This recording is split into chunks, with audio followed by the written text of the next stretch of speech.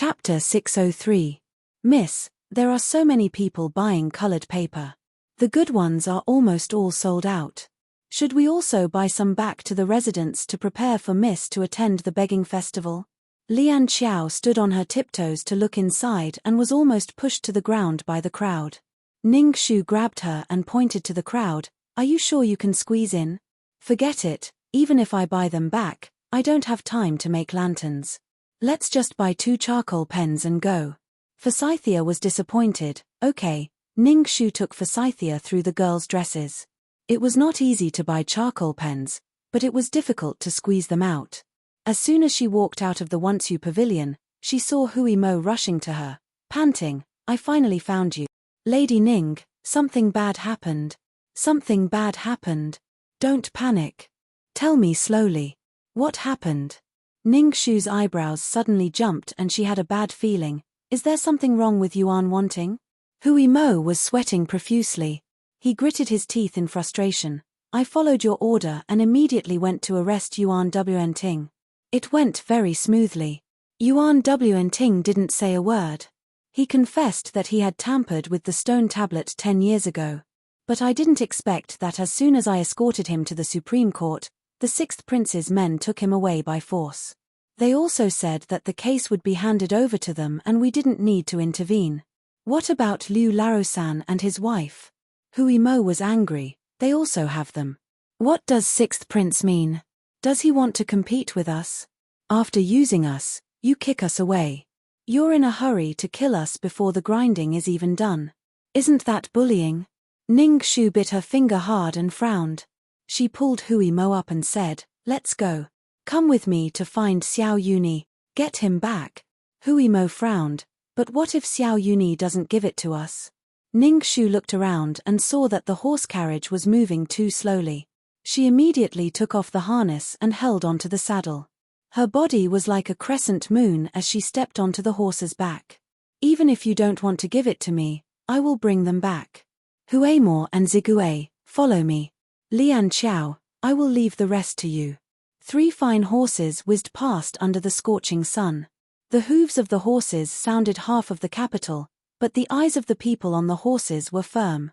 No matter how bumpy the horses were, they did not waver in the slightest. Only Forsythia, who was left behind, stomped her feet in grief and indignation. Miss, why am I always the one left behind? Ever since the establishment of the Imperial Guard, Dragon City, Shunwu, and Yulin Guards had been the 3 pillars of the Imperial Guard. They kept each other in check and balance. However, as the rulers of the previous dynasties changed and the emperor's preferences changed drastically, today, Yulin Guards had declined and existed in name only. Only Dragon City and Shunwu Guards each held power. And the Dragon City Guard camp that Xiao Yuni was in charge of was located 10 miles north of the Imperial Palace. It was located on the same line as the Imperial Palace and the Meridian Gate. It was the most advantageous protective barrier around the Imperial Palace. Its position was self-evident. This was also the reason why Xiao Yuni did not hesitate to risk his life to obtain the seal. There were more than 30,000 soldiers in Yongchengwei. The camp was connected like a small mountain. Looking at it from afar, people could not help but feel frightened. Lady Ning, are we really going in? They have more people and we have less people. After we go in, we must act according to the situation. It is not worthwhile to suffer a big loss for the case. Sigh, it is only a pity that we are in the capital and not in Yunyang province. Otherwise, who knows who will be afraid of who? Huemore had not dismounted from the horse and started to talk non-stop. Even Zigue rolled his eyes in disgust. It seemed that he and his good brother Shi Yang were really a family. Ning Shu was not afraid at all. She pulled the reins and stopped in front of the camp. She introduced herself. Who are you? What is the matter? Your 6th Highness is in the camp. Tell him that I am Ning Shu. He will know what is going on. Chapter 604. Fortunately, the 2 words Ning Shu were the best signboard. When the soldier heard this, he looked at her with understanding. It seemed that he had already heard of the anecdotes between her and the young masters of the capital, as well as his family's 6th prince. Eldest Miss Ning, all right. Wait here for a moment. I'll go in and report for you. She thought that she would have to wait for at least half an hour, but she did not expect Xiao Yuni to come out personally so soon. When he saw Ning Shu, joy first appeared on his face, then it turned into a strong sense of guilt and restraint. Shu, you're awake. Are you here because of what happened at the clock tower? I'm sorry, I did lose my composure at that time and scared you. Even if I couldn't control myself, I didn't have the right to do that to you. After I came back, I regretted it and didn't dare to face you. After thinking about it, I still have to apologize to you. Please don't hold a grudge against me. When he mentioned what happened at the clock tower, Ning Shu instinctively felt unhappy and repulsed. She took a step back and did not want to be too close to him. However, there were more important things now and she did not have the time to care about those superficial feelings between a man and a woman with him. She shook her head with a resolute expression. I didn't come to find you because of that. Your Highness is busy every day and has many things to do, so I won't beat around the bush. The case is not finished yet.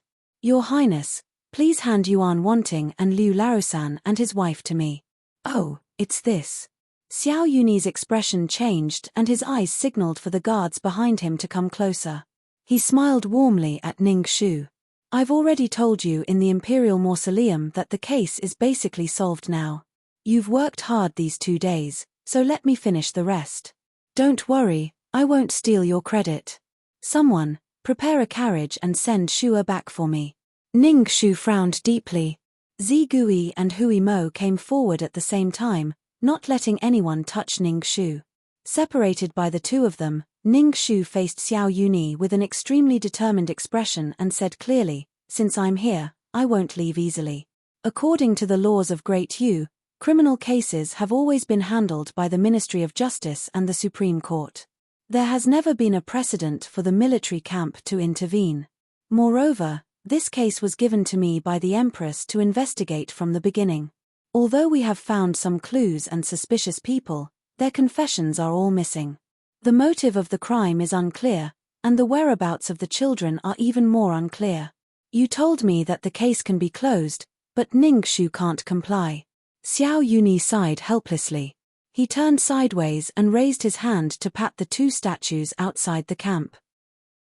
Shu, you should know better than anyone that there are no fish when the water is too clear.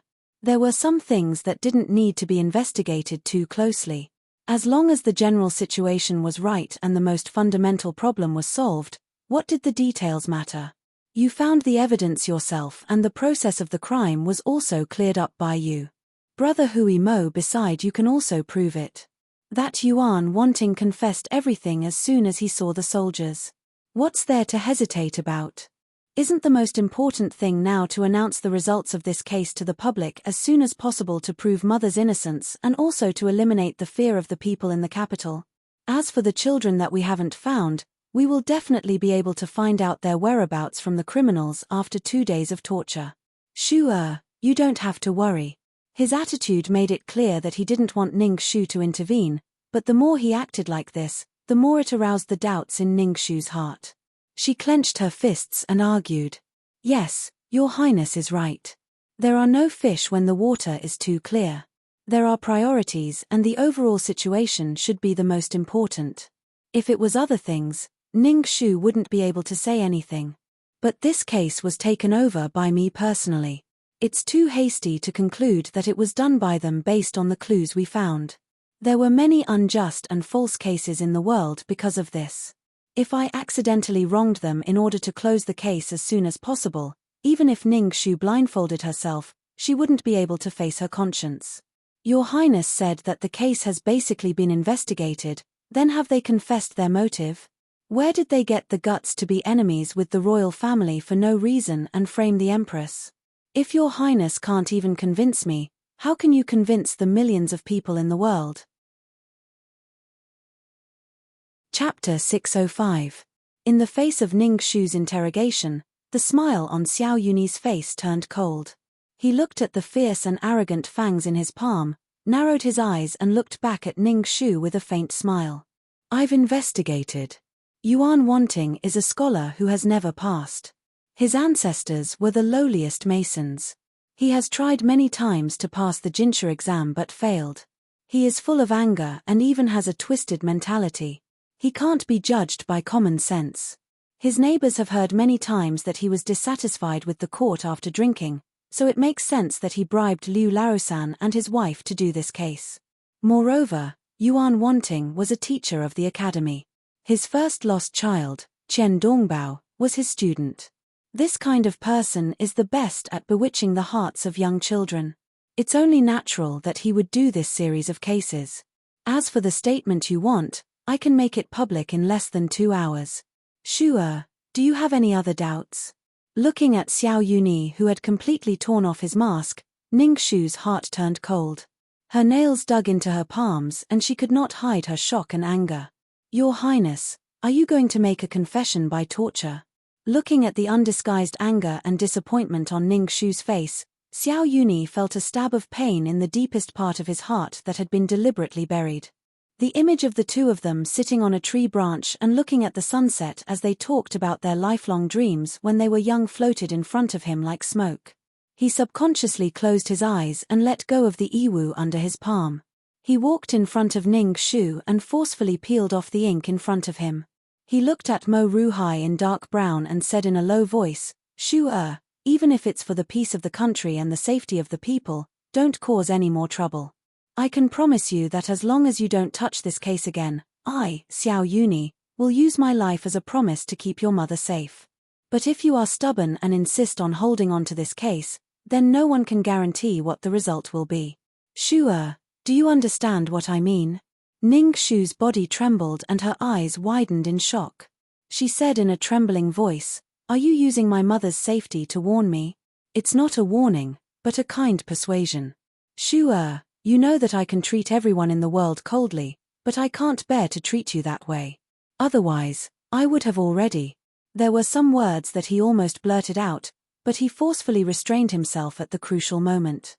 He bent down and spoke in a voice that only the two of them could hear. Shu, I don't care if you remember or not, but for the sake of our 12 years of friendship, listen to my advice. This case will end here. Don't investigate any further.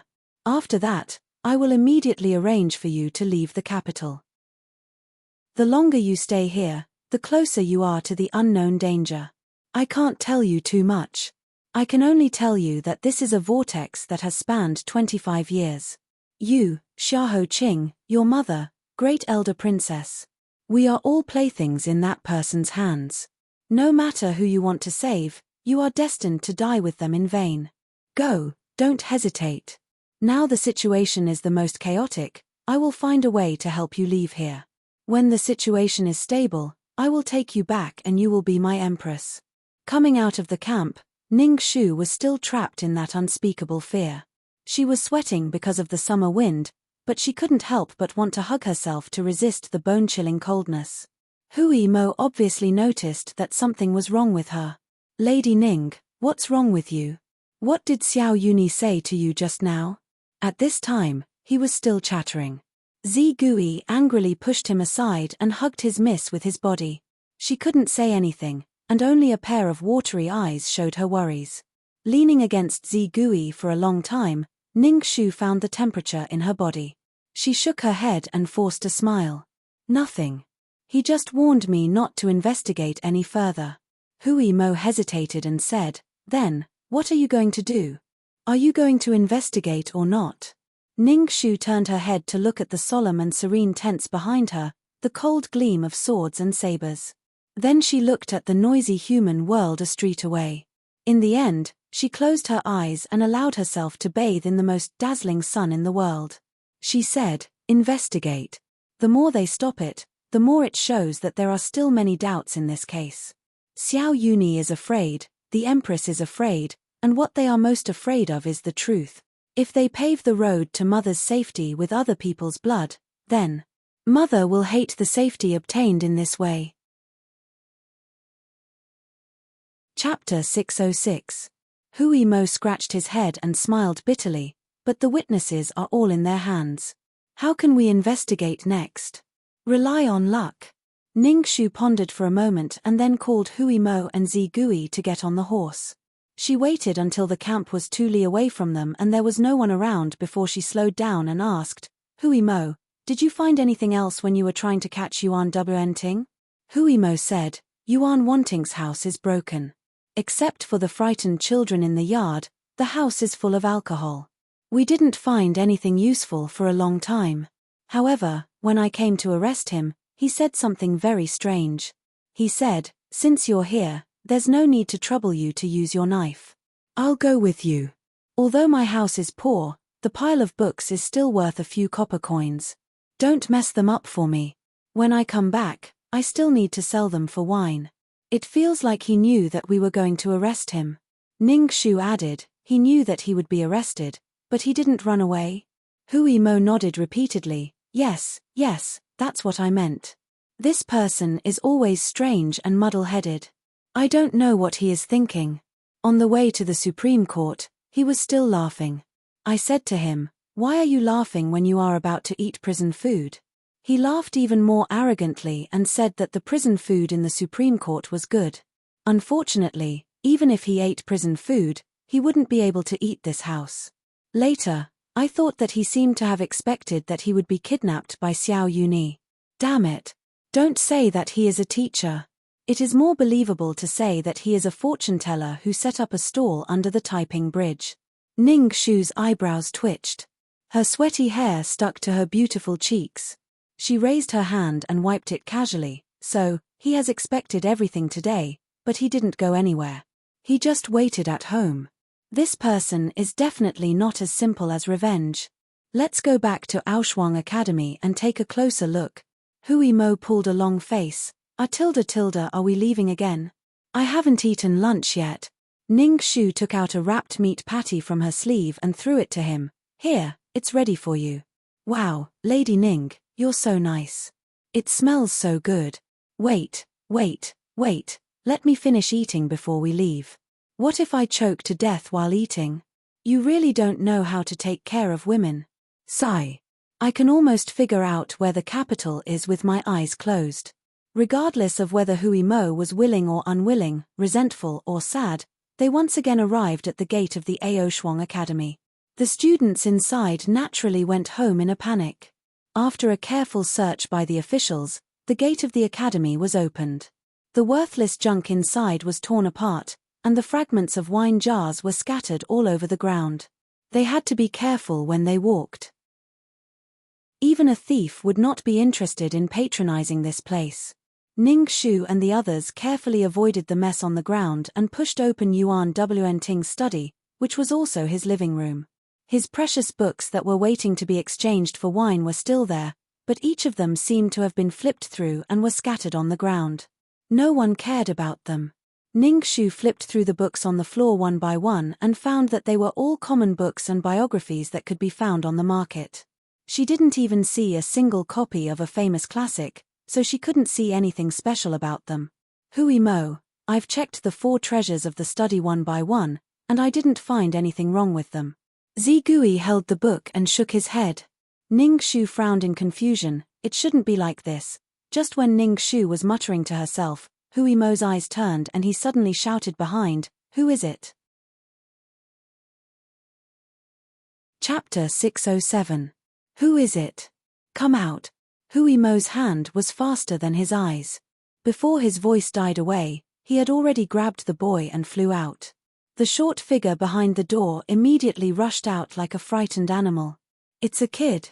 Ning Shu looked at the little chubby figure in astonishment. Especially the wooden slingshot on his belt, which overlapped with a certain image in her mind. Qian Dongbao. Hui Mo, chase him. Don't worry, I'll take care of him. Hui Mo said nothing and chased after him. He wiped his hair handsomely and pounced on the chubby boy like a hungry tiger. Little chubby boy, if you know what's good for you, you'd better send yourself to me. He was about to show off his martial arts skills. Unexpectedly, as soon as he chased out of the alley, his target had been tied up into a small meatball and thrown at the entrance of the alley, crying. He complained, "Tut, who is this? You're ruining my opportunity to show off my heroic figure." Ning Shu looked at the empty alley far away and smiled. This person may not be easy to deal with. I advise you to keep your voice down, or you may be in trouble in the future. Well, don't talk nonsense, bring the little guy back. Hui Mo didn't know why, but he felt a chill on his back. The secret of saving his life for many years made him shut up quickly and obediently carried the chubby boy back to the academy. After untying the chubby boy rushed to the big locust tree in the courtyard and looked at them timidly. Hui Mo wanted to catch him again, but was stopped by Ning Shu. Ning Shu bent her knees and kept the same height as him. She said softly, "Your name is Qian Dongbao, right? Can you tell me where you have been these days? Your mother misses you very much at home, and your father has been looking for you every day under the hot sun. Why don't you go home?" Qian Dongbao hugged behind the locust tree and his chubby little hands dug into the bark. He whispered, I know they all miss me, but I can't go back. Why? But what did Master Yuan say to you? Have you been hiding near the academy?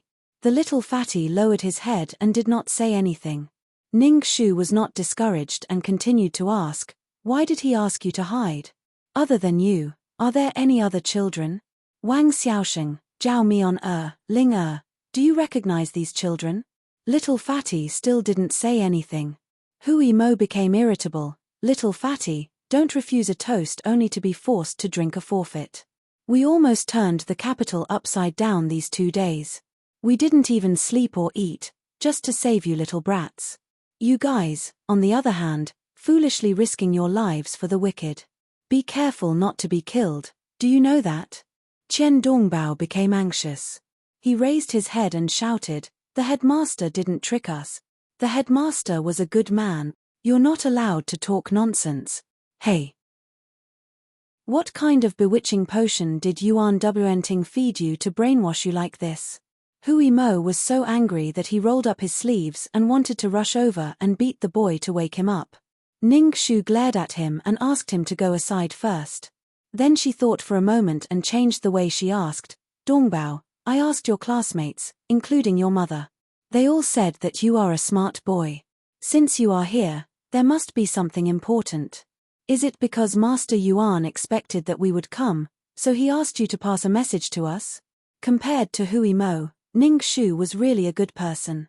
Qian Dongbao nodded and said, yes, it was the headmaster who asked me to wait for you here. He said that he would definitely be arrested in these 2 days. Except for the officers, there must be other people who would come here to look for him. He asked me to stay here and watch carefully. If I see you, I have to give you 2 things. Little fatty took out something wrapped in paper from his arms and threw it in front of Ning Shu. Ning Shu caught it and opened the paper. There was another silver ingot inside. Then she smoothed the paper. There was a line of crooked words written in cinnabar. What is the riddle? Please answer. From now on, the riddle will last for 24 hours.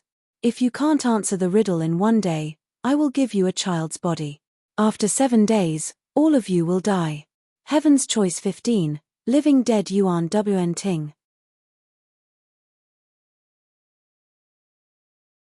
Then, they heard the sound of the folding screen being pushed and little fatty disappeared in a puff of smoke. Hui Mo was overjoyed and pushed the screen away again. He stepped into the utility room and said with a smile, hey, little fatty, do you think the 3 of us are vegetarians? You haven't even pulled the screen door properly, and there's even a gap. You're really deceiving yourself. Let me see, which bucket are you hiding in? Or in a sack? He took a closer look and found a grey bulge in the pile of sacks. It looked like the bulge of a fat little butt. Oh, it's here. I found it. He slapped it with all his might, but to his surprise, it was as if he had slapped a watermelon. His expression changed, and he pulled up the cloth. Only then did he realize that it wasn't Qian Dongbao. Instead, it was a watermelon that he had deliberately wrapped in the same color as his pants. Hui Mo's face changed. He didn't care about the dirt and immediately turned over the utility room. He didn't even let go of a palm-sized bowl. Ning Shu also looked for it. The 2 of them searched every corner of the utility room and then ran out. They turned Yuan Wanting's living room upside down, even under the bed, but they found nothing. Hui Mo's face finally changed completely. He was shocked. How could it be? How could he be gone? Ning Shu shouted, Zigui. Zigui hurriedly came in from outside and shook his head in astonishment. She had been guarding the back of the house and staring at every window to prevent little Fatty from jumping out of the window. But even so, she still lost Chen Dongbao's trace. Hui Mo was puzzled. He squatted on the ground and scratched his head. How could this be? I really saw Chen Dongbao running in with my own eyes. Why can't I find him? I just can't find him. There was no window in the utility room. It was impossible for him to disappear into thin air. But they also searched the living room. Zigui was guarding under the window of the living room. All the roads were blocked. Even if the boy had the ability to go to heaven and earth, he should at least dig a hole on the roof or the ground. But they squatted on the ground and searched inch by inch, but found nothing. Even Ning Shu, who had been through hundreds of battles, was stunned by this scene. Chapter 609. Evil. After flipping through every corner of the Ao Shuang Academy, Hui Mo felt like he was going to be possessed. I feel that Yuan Wen is evil and weird. The children he deceived were also infected by him. Ning Shu sighed helplessly. Hui Mo cried, I know, you want to say that there are no ghosts or demons in this world, but aren't there southern border shamans? These people are the best at witchcraft. They can confuse people without anyone noticing. Do you think we were under witchcraft when we entered the Ao Shuang Academy? What Chen Dongbao? We didn't see this person at all, nor did we see him run into the house. We have been looking for an illusion. Only then can I convince myself that I saw that scene just now. Otherwise, my head will explode. Hui Mo cried bitterly and looked at Ning Shu for comfort. Ning Shu kept her head down and carefully looked at the 2 silver ingots that appeared one after the other. She didn't have time to pay attention to him. He looked at Zigui with a pitiful look, and Zigui didn't hide it. Anyway, you are my brother-in-law. You don't even give me comfort. You are really cold and heartless. Ouch. Then he was happily beaten. Ning Shu waved her hand and said, Don't make trouble. Come and see if there is any difference between these 2 silver ingots. What's wrong? Let me see. Hui Mo stopped being naughty and took the 2 silver ingots from Ning Shu's hand. He weighed them in his hands for a long time and said strangely, the words engraved on them are Heaven's Choice 15. They are the same batch 10 years ago. The weight is about the same, but I don't feel any difference in the hand. He held the 2 silver ingots under the sun and raised his head to look at them carefully, but before he could see anything, several shadows suddenly flew out from behind the roof. The shadows of swords and sabers covered them like a net. Several people were shocked and quickly made a defensive posture. However, the number of opponents was twice as many. Zigui and Hui Mo resisted with their soft whips and long swords. They protected Ning Shu behind them. However, the enemy was strong and they were weak.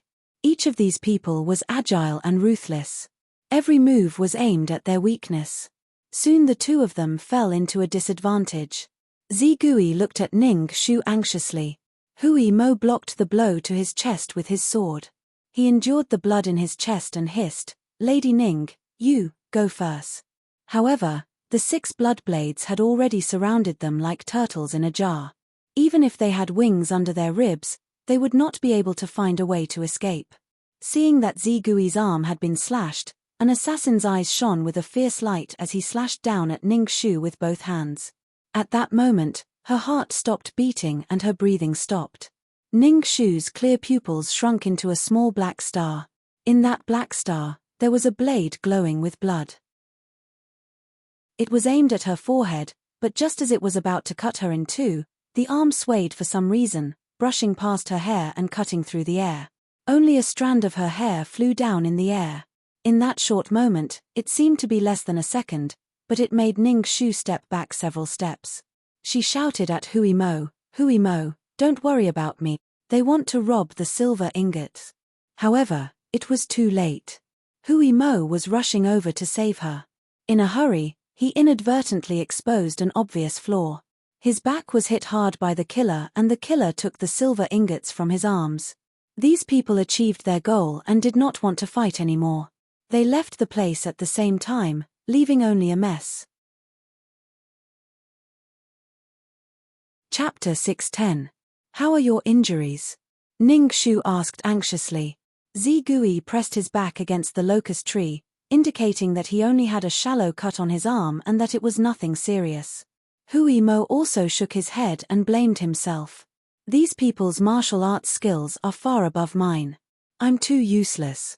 If the young master and boss were here, they wouldn't have let these thieves succeed. He sighed gloomily and muttered, "What should we do now? We lost the silver and the little fatty. How can we continue to investigate this case? Do we have to go to Yongchengwei to ask for the person again? Or should I disguise myself and sneak into the camp to see Yuan Wanting?" Ning Shu turned around and tore a piece of her inner clothes to wrap the wound. She shook her head and said, "It won't be that easy. Especially since we just went to ask for the person, Xiao Yuni will definitely be more vigilant." They had a headache and were speechless for a moment. They didn't know if they should continue to look for the children or investigate Yuan Wanting's background. Let's not talk about the children first. They were very slippery. They knew that Yuan Wanting would use their lives to scare the world tomorrow, but they were still willing to be puppets. That Yuan Wanting had been hiding in the capital for 10 years and hadn't revealed himself. It was not easy to investigate. While they were in a dilemma, they heard the sound of fighting coming from outside the courtyard. The three of them looked at each other and immediately pushed the door open to look outside. Then they saw an unexpected person walking towards them from the end of the alley with something in his hand. Their eyes lit up immediately. "Boss! Jusai!" It was Jusai who came from the end of the alley. He was still wearing the same silver-gray guard uniform. He was neither angry nor smiling, and there were a few fresh drops of blood on his face. When he saw Ning Shu and the others, he nodded slightly as a greeting. He wiped the 2 blood-stained silver ingots in his hands with his sleeves and threw them to Hui Mo. He only said, "Miss Ning, be careful." Then he turned and left. Hui Mo found his happiness again. "Boss, when did you come? Why didn't I know? Where's the young master? Is he in the manor or nearby? You should at least say a few words." Jusai turned back and said, "Say what? Say how useless you are. You can't even protect this little thing. Once this matter is settled, we will return to the Cloud Swallow province and start all over again." Hui Mo shut his mouth and didn't say anything. He silently sent him away. The possibility of brotherly love had never existed. It had always been an illusion in his mind. Ning Shu couldn't help but take a few steps forward. She wanted to see a certain person, even if it was just a side profile or a back. But before she reached the end of the alley, the sound of the horses' hooves dragging the wheels had already left. TSK, is this person addicted to playing hide-and-seek? Who spoiled him? Alright, perhaps it was because all the girls in the world had spoiled him, including herself. When the dust had settled, she would give him a good lesson. The subject would be the way of the husband. After Ning Shu finished cursing, she retracted her footsteps and returned to the entrance of Aoshuang Academy. Hui Mo was holding the 2 silver ingots and carefully looking at them. He was really curious. "Hey, what do you think is so special about these 2 silver ingots? Why did those people dare to rob them in broad daylight?" Ning Shu also frowned and didn't say anything for a long time. Then she took the silver ingots back and ran to the corner to pick up a slightly larger stone. She raised her hand and unceremoniously smashed the silver ingot into 2 halves. Carefully looking at the cross-section, Ning Shu didn't find any problems. She didn't say anything and continued to smash the second piece of silver ingot. "Hey, what are you doing? This is evidence.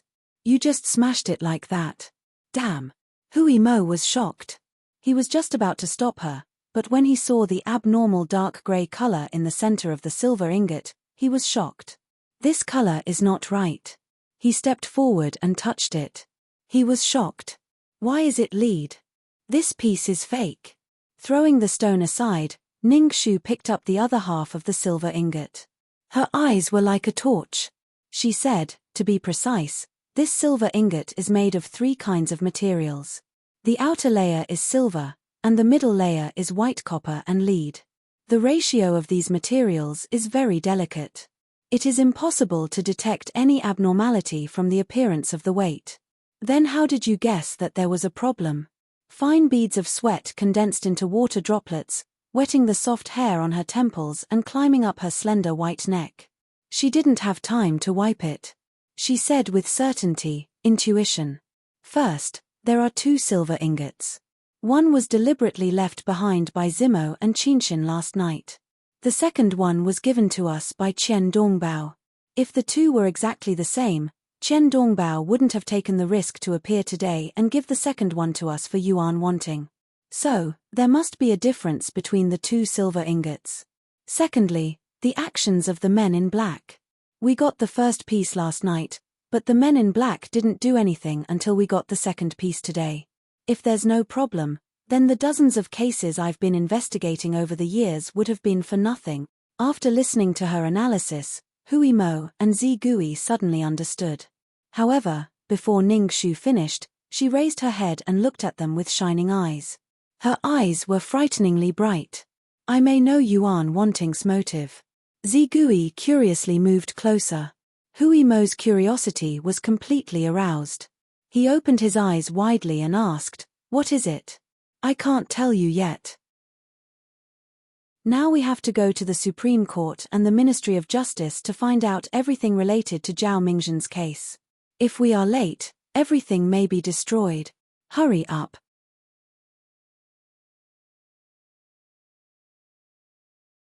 Although the fire destroyed all the evidence, it also confirmed my guess. He woke up with a start and opened his eyes wide to listen carefully. Ning Shu held up the book in front of her. The difficult words in the book rolled out from her mouth one by one. She slowly told the story of the dusty past. In the 8th year of Heaven's selection, the Assistant Minister of the Ministry of Revenue, Zhao Mingzhen, was arrogant and looked down on everyone. He was widely criticized and was banished to the Han River to serve as the magistrate.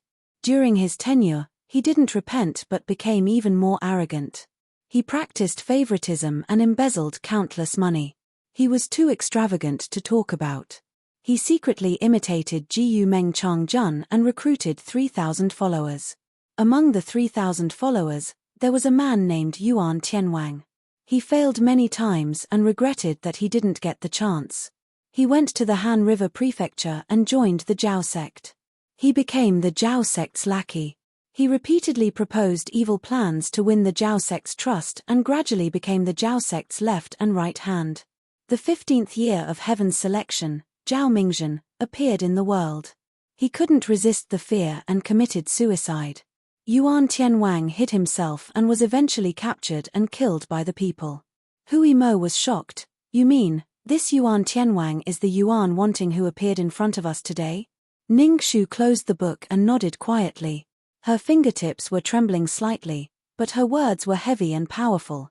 "Yes, I've been thinking about this series of crimes. These 2 strange silver ingots, the crazy teacher who was not afraid of death, Xiao Yunyi's sudden change in attitude, and those children who appeared and disappeared in front of our eyes.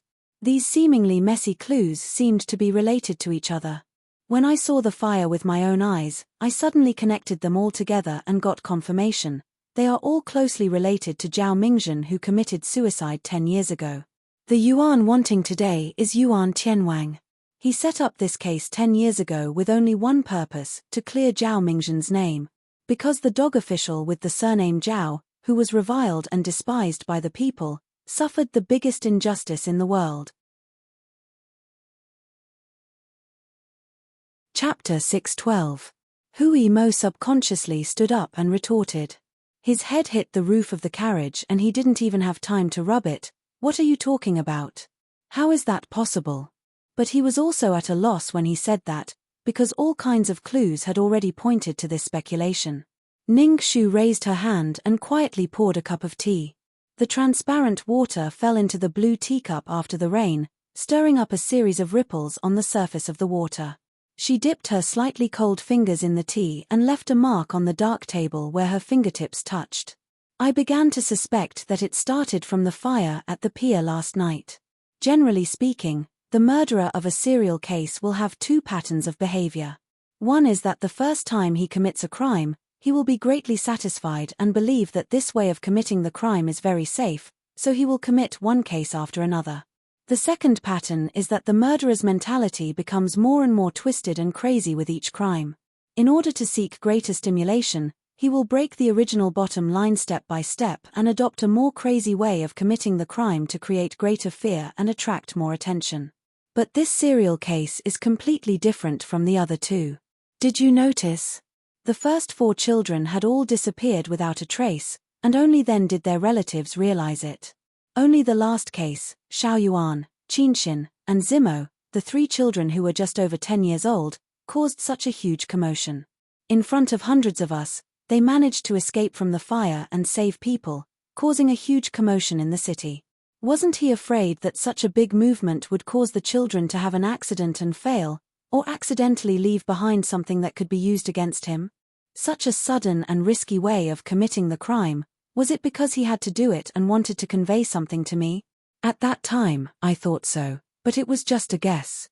In the afternoon, I saw the little fatty Qian Dongbao turn into smoke again in front of our eyes, as if it was another fresh big change of a living person, but with a slightly different prop. The first time, I may have thought too much, but 2 times in a row, I have to think carefully. She raised her head and looked at Hui Mo. Do you remember what you said to me when we were eating noodles in the morning? When the famine broke out, His Majesty was extremely shocked. He immediately sent 6 departments to provide disaster relief, and also sent the 200,000 newly minted official silver to the Hanjiang government to solve the crisis. However, as soon as it reached the Hanjiang government treasury, before he could spend a single ingot, it all mysteriously disappeared the next morning. Wasn't that another method of transforming a living person? He has been reminding us in this way. But everyone said that he was embezzling. Moreover, after he committed suicide to escape punishment, he left behind a large pile of accounts of corruption, each with his own signature. After his death, we also found half of the dirty silver in the cellar under his bed. Ning Shu's eyes drifted like the wind to the 2 silver ingots that she had smashed. She whispered, what if there was never 200,000 silver ingots, and only 100,000 silver ingots? No. Ning Shu nodded heavily. Yes, never. Hui Mo was stunned. His mouth seemed to be stuffed by someone and he couldn't say a word. Then why did he plead guilty? She even took the initiative to sign her name. Was he crazy? Or was he threatened by someone? My God. He felt that his brain was about to explode, and he couldn't describe his feelings at the moment. Chapter 613. What? All the people we sent are dead? In the imperial uncle's residence, the current imperial uncle, Wan Zhengwei, smashed an inkstone on the guard's face. Trash. My cow family has raised a bunch of trash for nothing. 6 people tried to steal 2 silver ingots but failed. Instead, they were caught red-handed. What use do I have for you? Why don't you just die? The guard kowtowed repeatedly, his eyes red. Please forgive us, imperial uncle. They were already on the verge of success, but who would have thought that Xiahou Qing would be so nosy? He actually killed his way out halfway, completely ignoring the internal palace medallions on our brothers. He killed all of us on the spot and stole the silver ingots, leaving their corpses in the wilderness. When I went to collect their bodies, I couldn't bear it. They died so miserably. Cao Zhangwei frowned in annoyance and supported his forehead on the desk with his hand. I've heard about the girl of the Ning family for a long time. Once she gets the silver ingot, the secret of that year can't be hidden anymore. With the support of Xiahou Qing, the rebellious son, I'm afraid our cow family will be in trouble. We were too careless at the beginning. We didn't expect that the disappearance of the children and the demon Steely in the imperial mausoleum were all Yuan Tianwang's tricks. His target was not the empress from the beginning, but us behind her. What's even more infuriating is that in order to help the empress escape, we even helped the imperial court put up bounties everywhere. We made the case more and more famous. I'm so angry. He was so angry that he slammed his hand on the armrest. He didn't break the armrest, but he almost fainted from anger. A slightly younger figure leisurely walked over and helped him up. He smiled and comforted him. Father, there's no need to be so angry. You didn't kill that audacious Yuan Tianwang and hurt yourself instead. That wouldn't be nice. Looking at his second son, who was also the smartest among his sons, Cao Zhengwei sighed and said, "What I'm afraid of isn't anger. What I'm afraid of is that once this matter is exposed, it won't be as simple as being stabbed in the back. When that time comes, my entire Cao family will be destroyed." Cao Huayu stood up. With a fan in his hand, he sloppily sat cross-legged on the Taisha chair. Squinting his eyes, he laughed and said, "What is father afraid of? Things haven't reached the worst point yet, have they? The Empress and the sixth prince are definitely on our side. Otherwise, the sixth prince wouldn't have immediately detained Yuan Tianwang after noticing the problem and sent someone to inform us of it. Now that the Supreme Court's vault has been burned by us, all the accounts books, files, and evidence have been burned to ashes. Who will be able to discover the problems in the accounts books? Even if they wanted to overturn the case, they needed evidence. I don't believe that 2 silver ingots can cause any trouble. We can just insist that they forged the 2 silver ingots.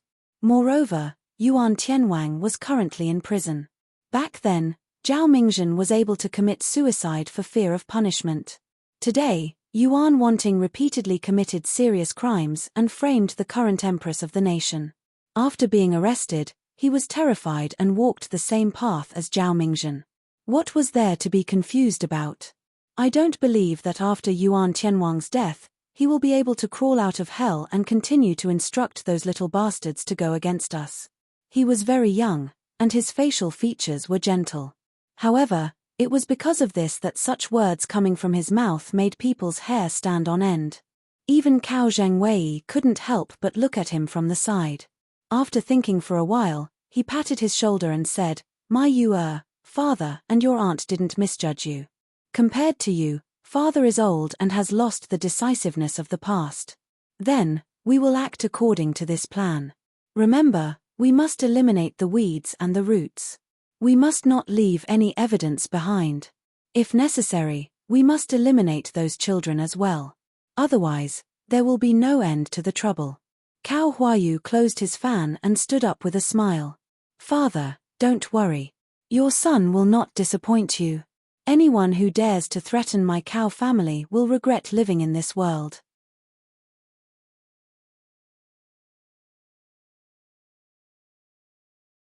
When he was about to leave, he turned back and said worriedly, "If I leave, what will happen to you too?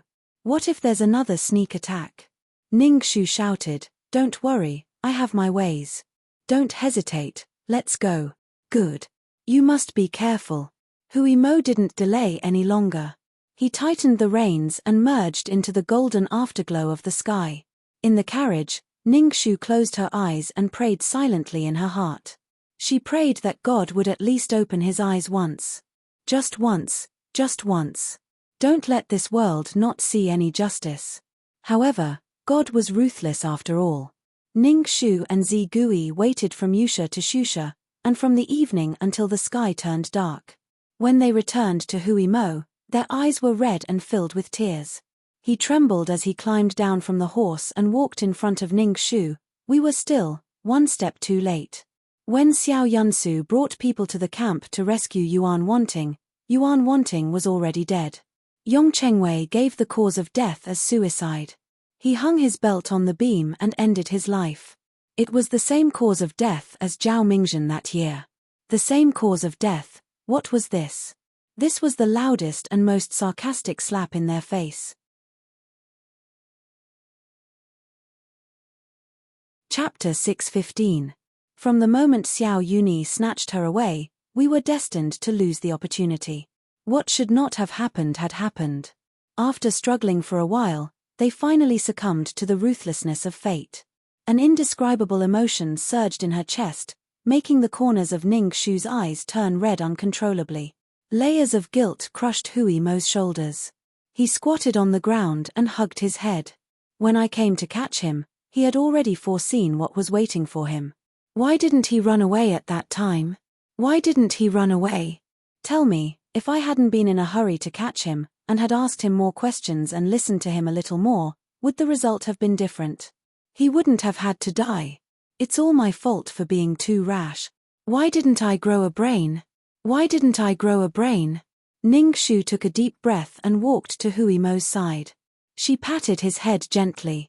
Hui Mo, don't blame yourself. It's not any of our fault, and it's not your fault either. It's because he wanted to die. Hui Mo lowered his head and looked at the silent ground under his feet. Drops of water flowed down his chin and soaked them silently. He wiped his face hard and said, Lady Ning, you said that heaven and earth are heartless and treat all things as dogs. Then shouldn't it treat all things equally and not be particularly good to anyone and not particularly bad to anyone? But why does it always bully honest people? Ning Shu opened her mouth but did not say anything. She quietly looked up at the towering sky above her head. It was cloudy today and there was not even a star. The strong dark blue piled up layer by layer, turning into a terrifying darkness. It was so dark that she could not see her fingers in front of her, as if there was no trace of light in the world. She stubbornly raised her head and looked directly at the darkness, as if she was confronting it silently. Heaven is unfair. Then we will abandon it. Anyway, I, Ning Shu, have never believed in it. After not blinking for a long time, the water in her eyes was dried by the wind. It made her eyes hurt, but it also made her eyes burst with an unyielding light, like a burning sun.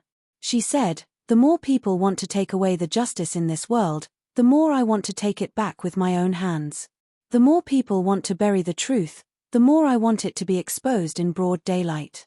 Since God has closed his eyes, then we will climb to the sky and dig 2 holes, forcing him to open his eyes and look at the world.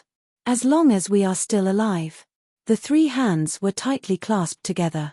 As long as we are still alive. This night was destined to be a sleepless one. Imperial Uncle's residence. Seeing that Cao Huayu had returned, Cao Zhengwei couldn't wait to greet him and whispered, have you dealt with them? Cao Huayu leisurely walked into the room and picked up a unique Ru Kill cerulean teapot from the table.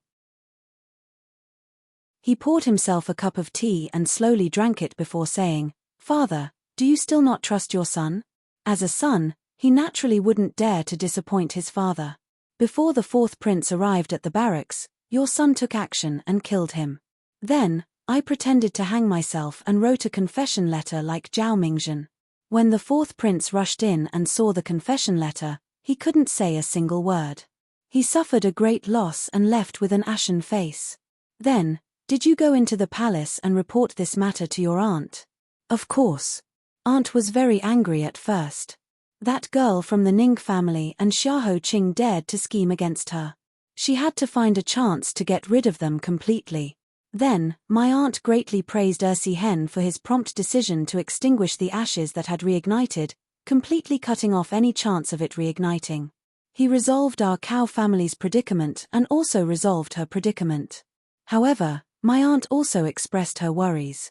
It's true that Yuan Tianwang's mouth was destroyed, but this case has a wide range of implications. Everyone in the capital is talking about it. If we don't give it a proper conclusion, it'll be difficult to stop the world from talking. Cao Huayu smiled and looked as if he was devising a strategy.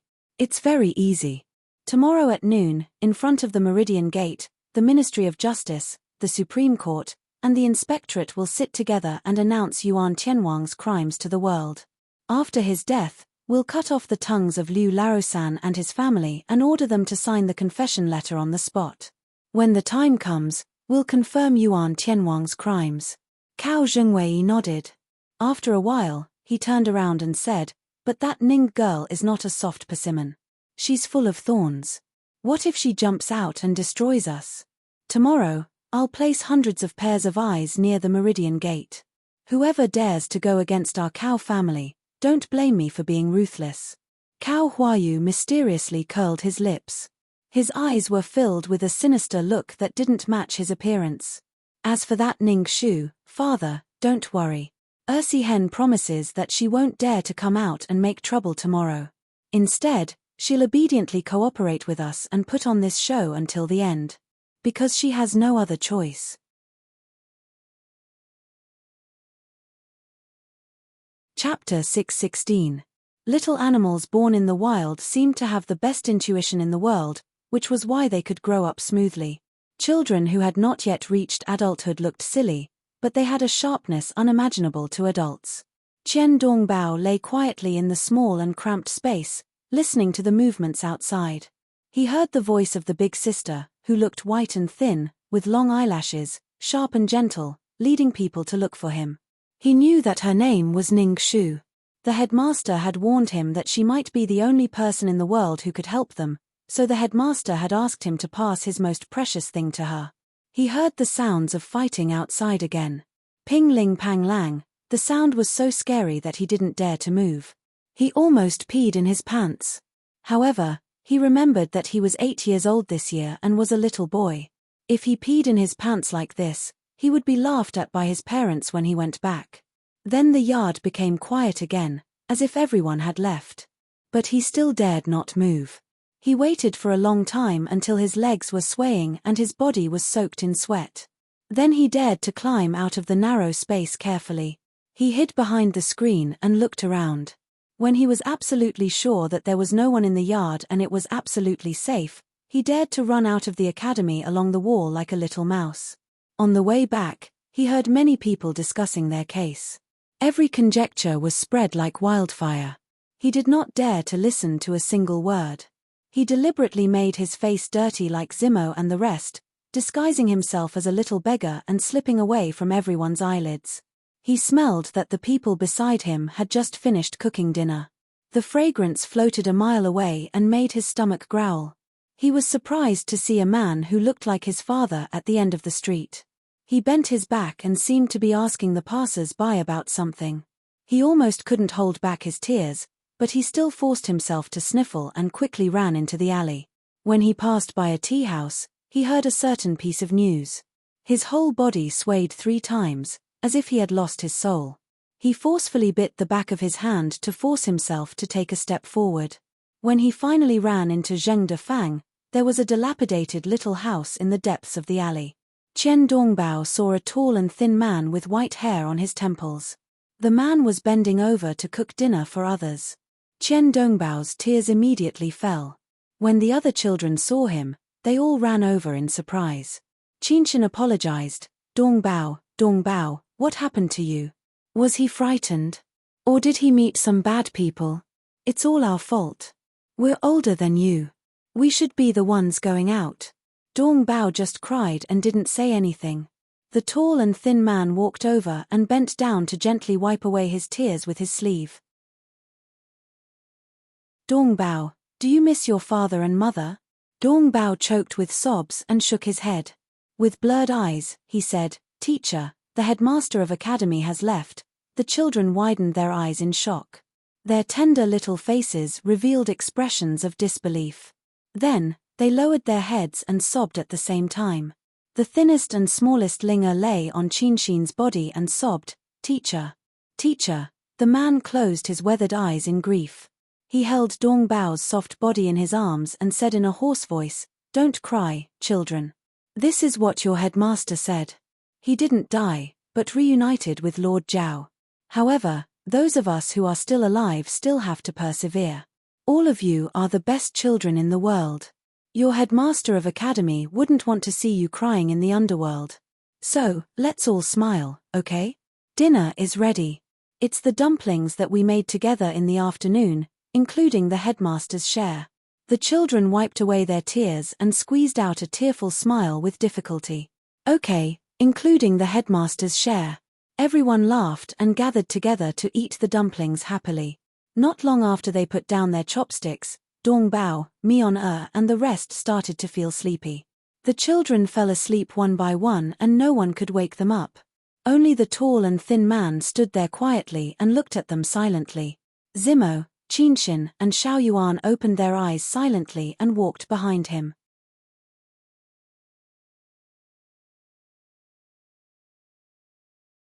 Chapter 617. Once again pushing open the door of Aoshuang Academy, Ning Shu re-examined this dilapidated house that could only be described as shabby with the flickering light of the torch in her hand. It was as if she was examining the lazy teacher who only spoke a few words to her in a hurry and who reeked of alcohol. At first glance, he did not look like a good person. Now, she wanted to get to know him again, but she no longer had the chance. Her footprint stepped on the courtyard where the children usually played, and then walked past the short stone block under the gloomy locust tree. She walked past the lanterns in the corner that were pierced by swords and knives. She also walked past the praying mats that were kicked over by the officials. She carefully scrutinized each and every one of them. Ningxu said, "We have never known him, or in the past 10 years, he has never let anyone know him. Over the years, he has pretended to be a complete scoundrel, addicted to alcohol, immoral, and profit-seeking. He has been so successful in his disguise that even his students have been deceived by him. And we have also fallen into the misunderstanding of peering at the leopard through a tube. However, he has never been such a person. If he really worships the strong and tramples on the weak, then why are the few worthless lanterns sent by Qian Dongbao's family piled up in this corner and not thrown away after being scorched by the sun? If he is really addicted to money, why is he willing to be kind and extend the deadline for a few days when his students can't pay the tuition fees? If he is really a bad person, fierce and frightening, how dare his students climb the tree, skip school, laugh, and refute his presumptuousness in his class? A cold face, pretended sharp words, and a careless attitude. His mask is so real that he has really kept all of us in the dark." Hui Mo and Zi Gui followed behind. They only felt their throats choking. No one could say anything. Only the tall locust tree made a silent answer. Ningxu walked to the corner of the wall and picked up a lantern that had been punctured with holes by the officials. She lit it up with a match and watched as the wick made a faint sound after being ignited. It jumped twice and turned into a large ball of light that illuminated the area in front of her. "Come, let's go in and look around. Let's see what other secrets Yuan Wanting has hidden here." Zi Gui nodded. The three of them once again ascended the short stone steps. They passed through the empty hall and arrived at Yuan Wanting's living room. Hui Mo said with certainty, "Qian Dongbao must have disappeared here. At that time, after the little fat boy handed the things to us for his teacher, he ran away without saying anything. I chased after him at the front. Then I saw the little fat boy running in with my own eyes. I also heard the sound of the screen being pushed. If it wasn't him, could it be a ghost? But this house is only so big. We've searched every nook and cranny of this house, but we still can't find where the little fatty is hiding. It's really amazing." Ningxu said, "Yuan Wanting's every move has a profound meaning. Before he died, he arranged for Qian Dongbao to give us the item, and then he disappeared right under our noses. It's definitely not as simple as playing with us. Is he trying to reveal some of our secrets through this?" Hui Mo muttered, "Since he wanted to tell us the secret, why didn't he just say it directly? He tried his best to test us and gave us a series of difficult questions. Isn't he deliberately embarrassing us?" There was no wind in the midsummer night. Just by standing there, they were drenched in sweat. It felt like water could be wrung out of their bodies. Ningxu loosened her collar by about an inch and said, "Because he can't completely trust us. After 10 long years of waiting, we may be a rare bit of expectation for him. However, we are complete strangers, and we have not even met once. How can he place all his hopes on us? After all, there are so many people in this world who appear to be gentlemen but are actually devils. Let's look around carefully. There must be hidden mechanisms in this house that we haven't found yet."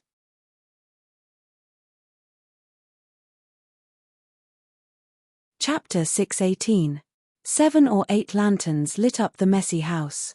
Hui Mo buried his head in the storeroom, Zi Gui leaned against the wall and touched every brick. Ningxu focused on the living room. The three of them did their jobs and turned the dilapidated house upside down again. 10 years ago, 20 taels of silver disappeared overnight and no one noticed it. Today, little fatty Qian Dongbao disappeared in front of them. If there was no connection, then Ningxu had been eating and investigating the case for nothing all these years. But where was the answer to the last problem that Yuan Wanting had set for them? Ningxu frowned. She squatted on the ground and touched the corners of the bed countless times, but found nothing again. Out of the corner of her eye, she inadvertently caught sight of a biography scattered under the bed. She suddenly thought of something, got up and said to Hui Mo, I remember you said that Yuan Wanting said something strange when he was caught. Hui Mo's head just popped out from under a broken pot. His face was covered in ashes. He turned back and said, yes, he said that the prison food in the Dali temple was good. But even if he ate prison food, he wouldn't be able to eat here. Ning Shu shook her head. It's not this sentence. Think about it again. It's not this sentence. Hui Mo thought for a while and said, oh, then it's that sentence. Since you're here, you don't have to use the knife. I'll go with you. But although my house is poor, the pile of books is still worth a few copper coins. Don't mess them up. I still have to sell them to exchange for wine when I come back. That's what he said. What's wrong? Do you suspect that there's something wrong with these books? But I've flipped through them and even compared the handwriting on them with Yuan Wanting's. There's no mark or trace. And these books have been lying here. If there's something wrong with them, Xiao Yunyi's subordinate Yong Chengwei would have taken them away long ago.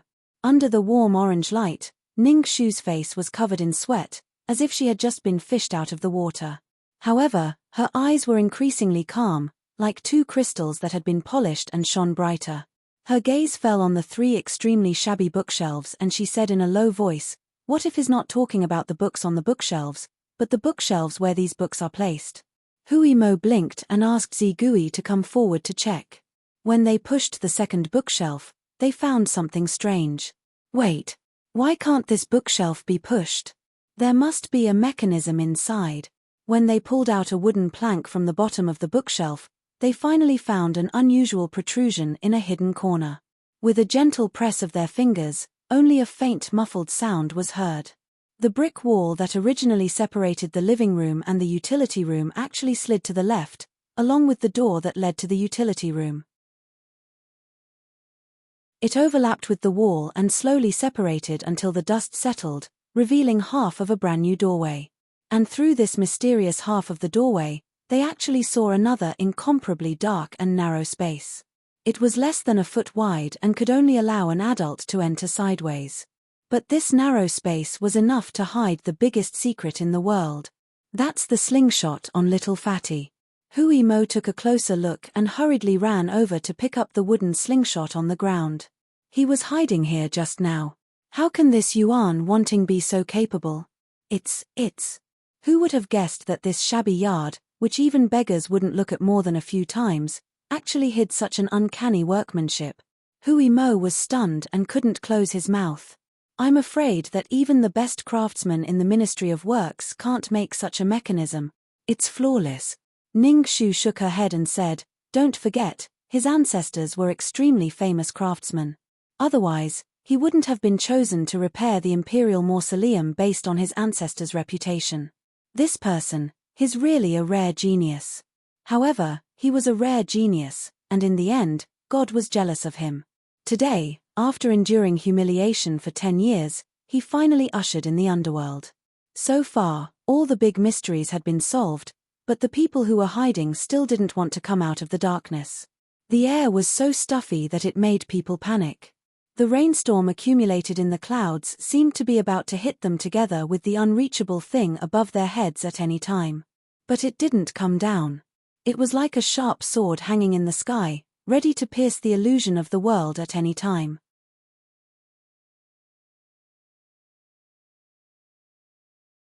Chapter 619. Time unknowingly came to midnight. There were only 12 hours left before the trial at noon. Ning Shu said solemnly, Hui Mo, I want to ask you for a favor. Hui Mo said casually, Lady Ning, what kind of relationship do we have? You don't have to be so polite. Just say it. Ning Shu no longer pretended to be polite and went straight to the point. I know that your Wang Fu has control over the 9 states and 6 prefectures. You command the 8 extremes and have great magical powers. In particular, your Shizi has prepared for a rainy day and planted countless spies in various places. Little brother Tian Wen is the chief among them. So I would like to ask you to pass on a message for me. I would like to trouble him to make a trip overnight and help me transport something from the Hanjiang prefecture back to the capital. In the process of transport, they may encounter great obstacles and may even lose their lives. Please remind them to be careful. Hui Mo patted his chest and promised. His eyes were as bright as stars. Don't worry, I promise you. As long as it can solve the case, I will not refuse. After Hui Mo left, there were only 2 people left in the empty academy, Ning Shu and Zigui. This was the darkest time of the day, a heavy weight pressing down on her heart. Only the center of the broken lanterns silently and gently scattered soft light, shining on Ning Shu's almost transparent face. Zigui's eyes were calm. He pointed at Ning Shu's tired eyes with concern and wrote on her palm, "Miss, there are still 3 hours before dawn. Let's sleep for a while.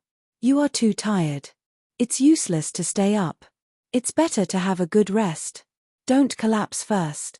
Ning Shu smiled and nodded, "I'll do it. My dear Zigui, I'll listen to you." They didn't want to waste time running back and forth, so they drove the carriage into Aoshuang Academy and stayed in the carriage. Fortunately, the summer night was hot and they didn't have to worry about catching a cold. Ning Shu and Zigui shared a thin blanket, but they didn't feel at ease. There were all kinds of strange illusions in their dreams. There was Enchanting, whose neck was broken and hung on the beam. He stared back at her silently, as if asking her why she didn't help him solve the case. Why didn't she help him solve the case? Her mother sat alone in the prison. Her originally thin and weak body had lost a lot of weight, leaving only a thin layer of skin and flesh. She quietly looked at her and did not speak.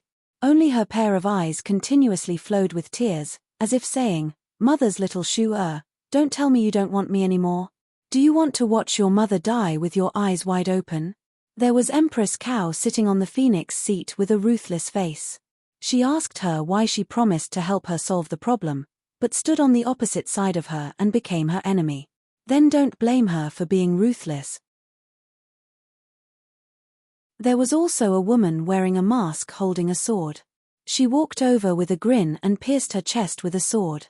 In the end, there were 7 children of different heights. Some were fat and some were thin. They held hands and stood side by side on the city wall of the Meridian Gate. Then, they jumped down together. Their tender and soft bodies fell into a pool of bloody mud. White brain matter mixed with eyeballs rolled down. The hot red blood rushed out of their broken bodies and covered her feet, wanting to drown her whole body. No. She didn't want this. No. Who would pull her out? Who would help her stop all of this? She screamed in her dream, trying her best to stop the bloody scene in front of her, but her whole body was stuck in the mud and she couldn't pull it out. Such a big fear made her whole body twitch in pain, and tears came out of the corners of her eyes. Just as she was about to be swallowed up by the huge fear, a melodious flute sound came from the short courtyard wall and passed through the thin wall of the carriage. It gently brushed into her sleep, so warm and so powerful. In her nightmare, Ning Shu clearly saw the most gentle hand in the world quietly appear in front of her, gently wiping away every inch of her fear and anxiety, wiping away every drop of tears on her face. Then, holding her hand, gently and firmly led her out of the terrible dream. She raised her head to see what the owner of that hand looked like, but that hand gently covered her eyes, blocking her sight. Then, it dropped the warmest kiss on her forehead. There was no more fear in her world, no other desire.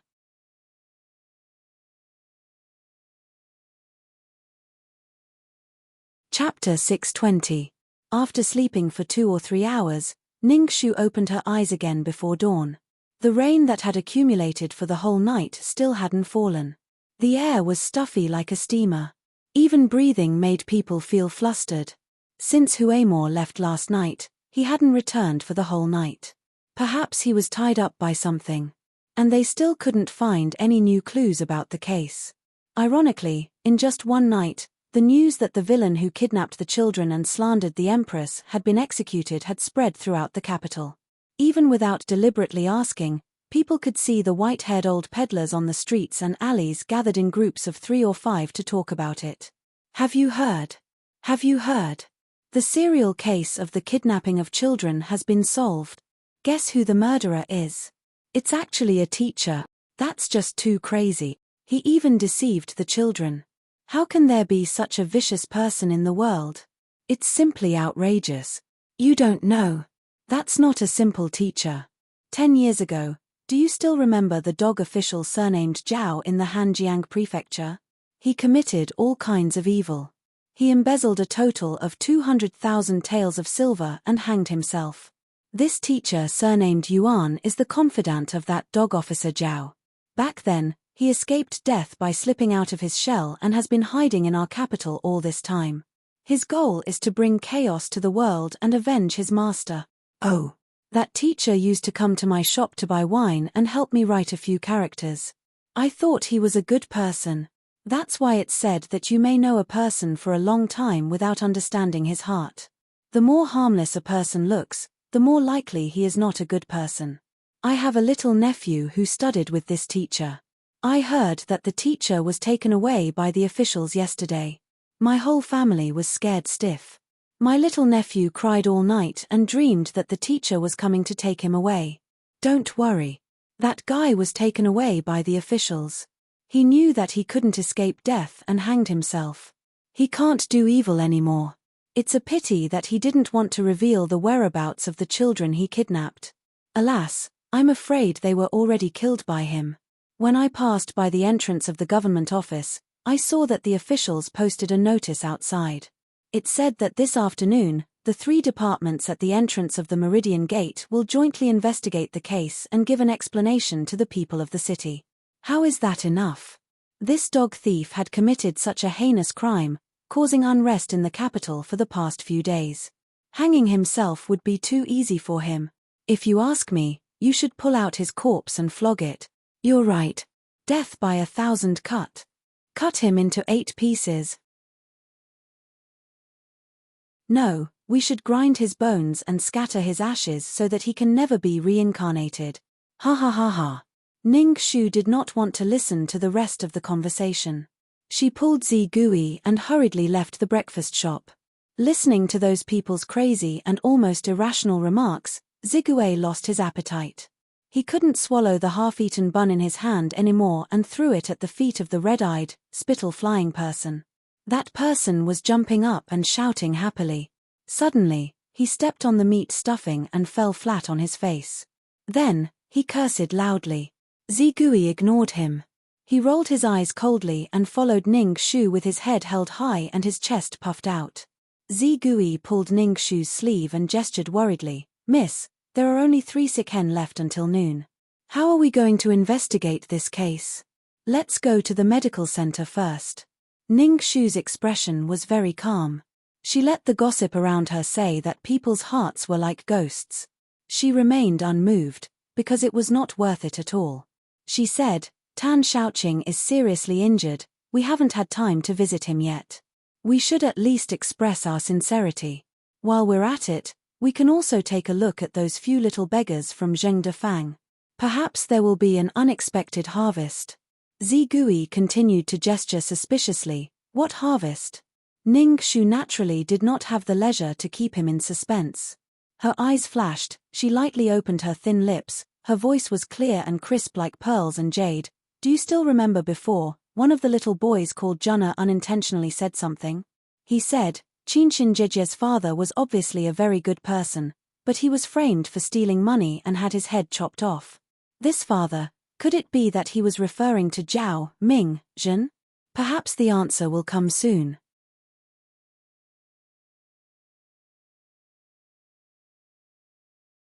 Chapter 621. Young Dr. Shen, I beg you to let me go. I'm not dizzy now. I'm very well. I really don't need to stay in the clinic anymore. You see, there are so many patients outside. It's better for me to make room for people who need it more. Tan Siwei begged the cold-faced girl in front of the bed with a bitter face. He almost cried for her. He had never thought that although he, Tan Siwei, could not be considered an important official in the imperial court, he was still an official. There would be a day when he would grovel and beg someone so humbly. The girl in front of him was none other than another heroine in the capital. She was the most famous female doctor in Ren Medical Hall and the only daughter of Chen Zecheng, the governor of Jingji, Shenyang. This girl was 17 years old. She was elegant and beautiful. She should have been a noble lady, but she was obsessed with medicine at a young age. Since then, She didn't wear any makeup and didn't like to dress up. Instead, she read medical books and held silver needles. Because of this, her father, Chen Zicheng, was so angry that he vomited 3 liters of blood. This girl decisively wrote a prescription and broke off their relationship. She didn't change at all and stepped into the clinic. She scraped bones and treated poisons without batting an eyelid. Blood and flesh splattered everywhere. Who didn't sigh behind her back, Miss Shen? A girl is like a tiger. However, the expression of this delicate tigress did not change at all. She glanced at him coldly. She obviously had a delicate and beautiful face, but her height only reached Tan Siwei's chin. When she opened her mouth, a knife flew all over the sky. Lie down. Our Ren Medical Hall is not lacking in beds. With your weak body, do you still want to force yourself to investigate the case? Don't kill yourself before you kill the murderer. Tan Siwei had a headache. But I fainted because of the smoke that night. Then, I accidentally knocked my forehead. There wasn't even 3 to 5 drops of blood left. It had already scabbed over. If you don't believe me, I'll take off the gauze and show you. Shen Yang's murderous aura became stronger. Shut up. Are you the doctor or am I the doctor? I said you haven't recovered yet, so you haven't recovered. Use the silver needles again. Tan Siwei subconsciously withdrew one of his legs from the bed. He wanted to cry but had no tears. Just then, there was a gurgling sound from the medicine stove. Shen Yang poured the medicine into a bowl with a cold face and brought it to Tan Siwei. Open your mouth. Looking at another bowl of bitter medicinal soup, the corners of Tan Siwei's mouth twitched. He was heartbroken. It's hot. Shen Yang rolled her eyes and muttered, You're a grown man, yet you're so afraid of hardship since you were young. However, despite her disgust, she still blew on the medicinal soup to cool it down. All right, it's not hot anymore. Drink it. Unable to escape, Tan Siwei let out a long sigh of sorrow in his heart. He swallowed the scalding bitter medicine along with his tears. He thought for a moment, then suddenly said, By the way, little Shendafu, how did you know I was investigating a case? Shen Yang's slender figure stiffened for some reason. She turned around and put the empty bowl on the table to cover it up. She said casually, Of course I guessed it. You were hurriedly sent here by the officers of the Supreme Court for treatment the night before last. Your body was covered in ashes and burns. If you were not investigating a case, how could you be injured like this? Moreover, many people come and go in my clinic every day. What's so strange about hearing someone mention it by chance? I see. Tan Siwei nodded. Since you've taken the medicine, you should have a good rest first. Shen Yang quietly exhaled and went out with the bowl of medicine. However, when she stepped out of the door, she pursed her lips and took out a small jar of candied fruit from her arms. She said lightly, By the way, when I was treating a child just now, he specially gave me a jar of candied fruit as the consultation fee. I don't like sweets since I was a child. It's a waste to keep it. If you need it, I'll give it to you. The words if you need it were written all over Tan Siwei's face. However, he deliberately cleared his throat in order to maintain his dignity as the Vice Minister of the Supreme Court. He said, I'm a man and I don't like sweets. However, it's hot in the summer and candied fruit can't be stored. If it goes bad, it won't be beautiful. Then I'll reluctantly help little Shendafu relieve his worries. Shen Yang's lips slightly curved up like spring water.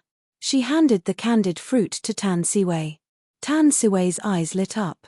He was about to solemnly thank her when he suddenly saw Ning Shu coming in from the corner of his eyes. He was so overjoyed that he forgot to wear his shoes. He hurriedly got off the bed to greet her. Why are you here? He didn't notice Shen Yang's dim eyes.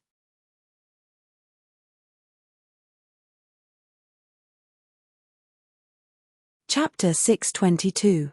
Stepping through the door, Ning Shu first greeted Tan Siwei, then nodded to Shen Yang, who was wearing a plain medical gown. She smiled warmly and said, This must be Shendafu.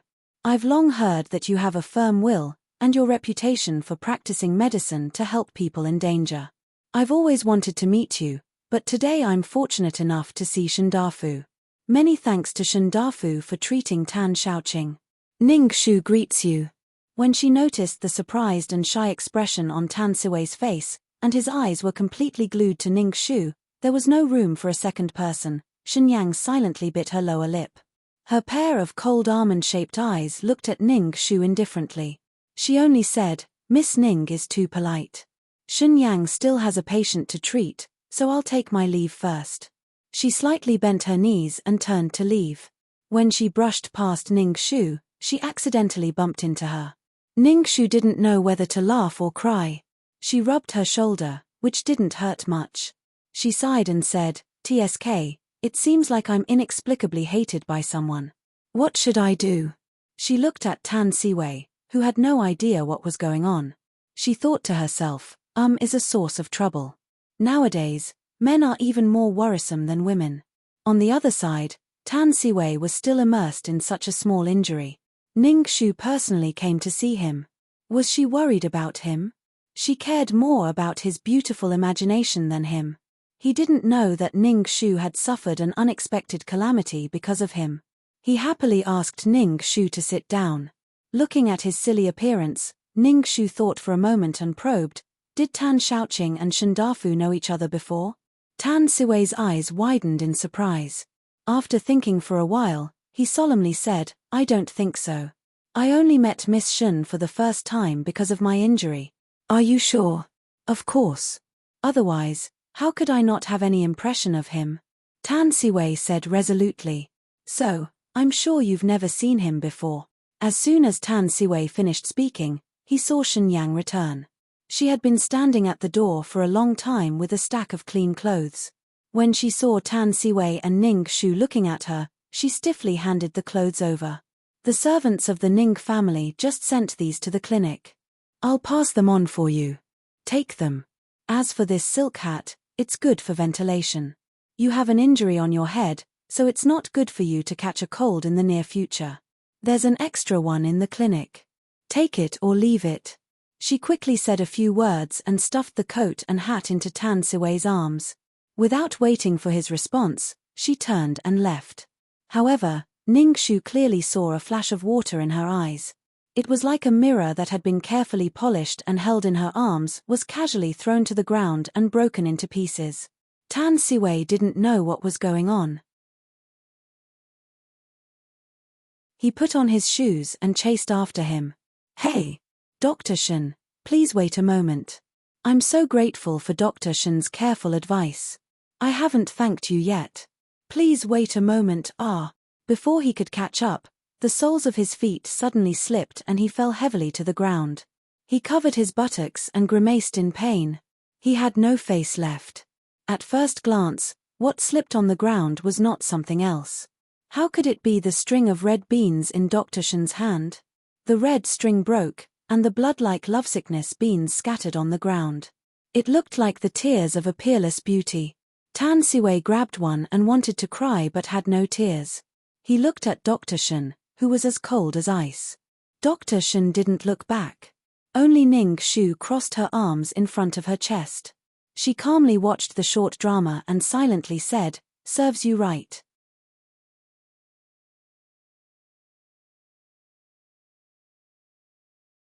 Chapter 623. After this farce, Tan Siwei brushed off the dust on his clothes and returned to the room. He called for Ning Xu to take a seat. The two exchanged a few pleasantries. After confirming that Tan Siwei was all right, the conversation turned to the case. After hearing the inside story of Yuan wanting, Tan Siwei sank into endless sighs and disappointment. He lowered his voice and frowned. Although the Supreme Court is not heavily guarded, it has always been an important location in the capital. It has been in charge of countless unsolved cases and countless files. There are more than 3 levels of people in charge. How could there be a fire? There must be something fishy about this fire. Do you think it could be the Empress? Could it be that person? Even if it wasn't the Empress, it was the work of the Cow family. Don't forget who the supervisor of the 200,000 taels of silver tribute was. Ning Xu rubbed her temples with a headache. A fire burned all the proofs of the account books, along with the filth hidden in them, until they vanished into thin air. Now, apart from the 2 silver ingots and the 100,000 taels of silver that could not be found, There is no other evidence that can clear the Zhao family's name. Just based on our words, no one in the world would believe us even if we said it. Tan Siwei also knew the ravine. He clenched his fist and said, "The most difficult thing is that the Empress and the Cao family will do anything to bury the truth. When the time comes, we don't know what they will do." Ning Shu sighed. "Yes." Tan Siwei frowned. He got up and walked to the window. He looked at the bustling crowd outside. He looked at the faces that wanted to laugh but didn't dare laugh. He wanted to cry but couldn't cry. His face was full of panic. After hesitating for a long time, he finally gritted his teeth and made a decision. He exhaled a long breath, as if he had thrown something heavy out of his chest. He turned back and said, "If you want the account books and proofs, perhaps I have a way." Ning Shu said in shock, "The entire storeroom was burned. How did Shaoqing get the idea?" Tan Siwei solemnly said, "Shua may not know this, but even in the Supreme Court, not many people know about this matter. Only me, official Feng, assistant minister Zhong, and the 4 retired ministers who assisted in the transcription at the time. The reason was that a few years ago, before Lord Feng began to change his interests and hobbies, indulging in the art of wine and beauties, one day, for some unknown reason, he suddenly had a sudden impulse to inspect the old archives. He especially flipped through the old records of some serious cases and found that many of the volumes had been eaten by worms and had become a pile of rotten paper after a few years of emptiness. The old man had an idea and ordered us to choose the most typical case and make a copy of it and put it in the secret storehouse for future generations to refer to if they need it. However, because these old cases involved a wide range of people, after receiving His Majesty's approval, the whole process was carried out in secret, so no outsiders knew. I remember that there was a copy of the Hanjiang Prefecture case in the secret vault. Just you wait, I'll go back to the Supreme Court to open the secret vault and take it out. Perhaps it can help us turn the case around. Tan Siwei was a man of action. He would go if he said he would. "Don't go yet." Ning Shu hurriedly called out to stop him. She frowned and said, "Wait, Shaoqing, you haven't said anything yet, right? According to you, this secret vault was carried out in secret. In the entire capital, other than His Majesty, only the 6 of you know about it. It has never been announced to outsiders. If you barge in and open the secret vault without permission, you will be greatly reprimanded. Even your safety will be threatened. It's not as easy as you say. Official Tan, don't hide it from me." After being exposed by Ning Shu, Tan Siwei smiled awkwardly. When he smiled, 2 shallow dimples appeared on his round face. He looked as amiable as a ball of cotton, but he said firmly, "I will indeed be punished a little. However, don't forget who my father is. Although he made mistakes, he was once the Tan Qingtian in the hearts of countless people. Even if it's for his sake, His Majesty and the Empress won't do anything to me.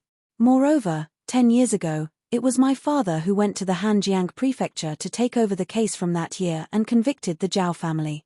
As his son, how can I stay out of it? I am the son of the Tan family, the Shaoqing of the Supreme Court, and an official of the Great Yu dynasty."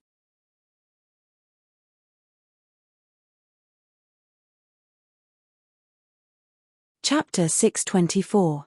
I've learned little in my life. Although I'm not very capable, as long as I'm still eating the salary given to me by the people, I should be worthy of this official's robe. For some reason, when these words came out of the mouth of this man with a round face that looked like a steamed bun, it was especially shocking. Ning Shu couldn't help but be filled with admiration. She stood up and took a step back. She cupped her hands solemnly towards Tan Siwei and said, "Shaoqing is righteous, but Ning Shu is particularly limited. Please accept Ning Shu's bow." Tan Siwei's face flushed red. "Ah, no, no. Get up quickly. I'm not as good as you say. You're making me look bad." He hurriedly got up and helped her up. However, when he touched her soft arms, he was suddenly hit by a hidden weapon outside the window. "Ouch!" He cried out and fell backwards. Tan Siwei clutched his chest and cried out, "What is it? Is it an assassin? Shu, quickly hide behind me. I'll protect you." Ning Shu took a closer look. The thing that rolled out of his chest was none other than a golden pearl. She quickly stepped forward and kicked it to Zigui's feet. Her eyes signaled for her to quickly hide. Tan Siwei looked at the master and servant's little movements in confusion. Ning Shu hurriedly stepped in front of Zigui. She played dumb and said, "It's broad daylight, and we're in a medical center. How could it be an assassin?" Her eyes drifted. She picked up a small stone from the corner of the wall and said, "It's this stone, isn't it?" The children playing outside the medical center must have been mischievous and lost their sense of propriety. They just happened to shoot it in and hit Xiaoqing. The children are young and probably already ran away. It's better not to argue with them. Tan Siwei asked suspiciously, "Really?" Ning Shu nodded with certainty. It must be so. She looked out of the window. She wanted to facepalm. It was just an accidental touch. She really underestimated how childish someone could be. Tan Xiaoqing, "Oh Tan Xiaoqing, I can only apologize to you." Tan Siwei did not doubt her and nodded silently. Fortunately, he was not injured, only his chest was bruised. Back to the topic, he untied the thick gauze on his head, put on the official robe, and added, "By the way, Shu when I was here with those beggars yesterday, I accidentally heard Shendafu say that the girl named Wenwen's condition was a bit strange. At that time, she was very dizzy, so she didn't think much about it. Maybe we can ask Shendafu for more details." After he finished speaking, he thought for a moment, then turned back to put on the silk hat and hurriedly walked out. Ning Shu looked around, looking at the elegant jasmine flower on the windowsill and the half of a plain hairpin that could be vaguely seen behind the mirror. Zigui bent his knees and squatted down, holding the cool and refreshing mugwort incense tied to the foot of the bed. The master and servant both raised their eyebrows and smiled at each other. Fortunately, although Shendafu's face was cold, his heart was not cold. When Ning Shu asked, he told the truth. He said that the little girl named Wenwen was suffering from tuberculosis and had been sick for more than a year. According to her situation, she should have died a long time ago, but she survived until now. Therefore, he concluded that there must be a very clever doctor who gave her medicine to prolong her life. The three little guys were very tight-lipped. Shendafu repeatedly asked, but they refused to answer. Last night, the three little guys took the medicine in the medical hall and quietly ran away. Their whereabouts were unknown. Before leaving, Ning Shu returned the scattered lovesickness beans and the red string to Shendafu. "Shendafu, this string of lovesickness beans should be yours." Before Tan Xiaoqing left, he specifically asked me to give it to him. Tan Xiaoqing squatted on the ground and picked them up one by one. "I can see that this red string has a lot of wear and tear. It has always been a treasure that Shendafu has been wearing for many years. It's better to keep it." Shenyang stopped the pestle in her hand and looked at the beads with a pair of clear eyes. Then, she turned her head and said, "It's old, I don't want it. I'll have to trouble Lady Ning to throw it away for me." Ning Shu smiled and forcibly held Shenyang's hand and stuffed the red beads into her palm. "Shendafu said that you don't want it, but you still can't help but look at it. This is a typical case of saying one thing and thinking another. If I didn't guess wrong, Tan Xiaoqing's room is not a ward at all, but a boudoir for Shendafu to rest." "You." Shenyang frowned in anger. Then, she heard Ning Shu's sincere eyes continue, "Tan Xiaoqing is a person with a pure temperament and no distracting thoughts. But this is also his weakness. If you don't say something, I'm afraid he won't think in that direction in his life. Instead of waiting for him to take the initiative to open his mind, it's better to take the initiative and take the initiative in your own hands. Maybe there will be unexpected gains." Shenyang was stunned. She felt the familiar touch of the red beads in her palm. She lowered her head and smiled bitterly. Then, she softly said, "But he doesn't even remember me. I never existed in his world. What kind of identity should I stand in front of him and tell him about the past that he doesn't remember? I also have my pride." Ning Shu didn't care about her image at all. She bent down and looked at Shenyang. "Pride is nothing."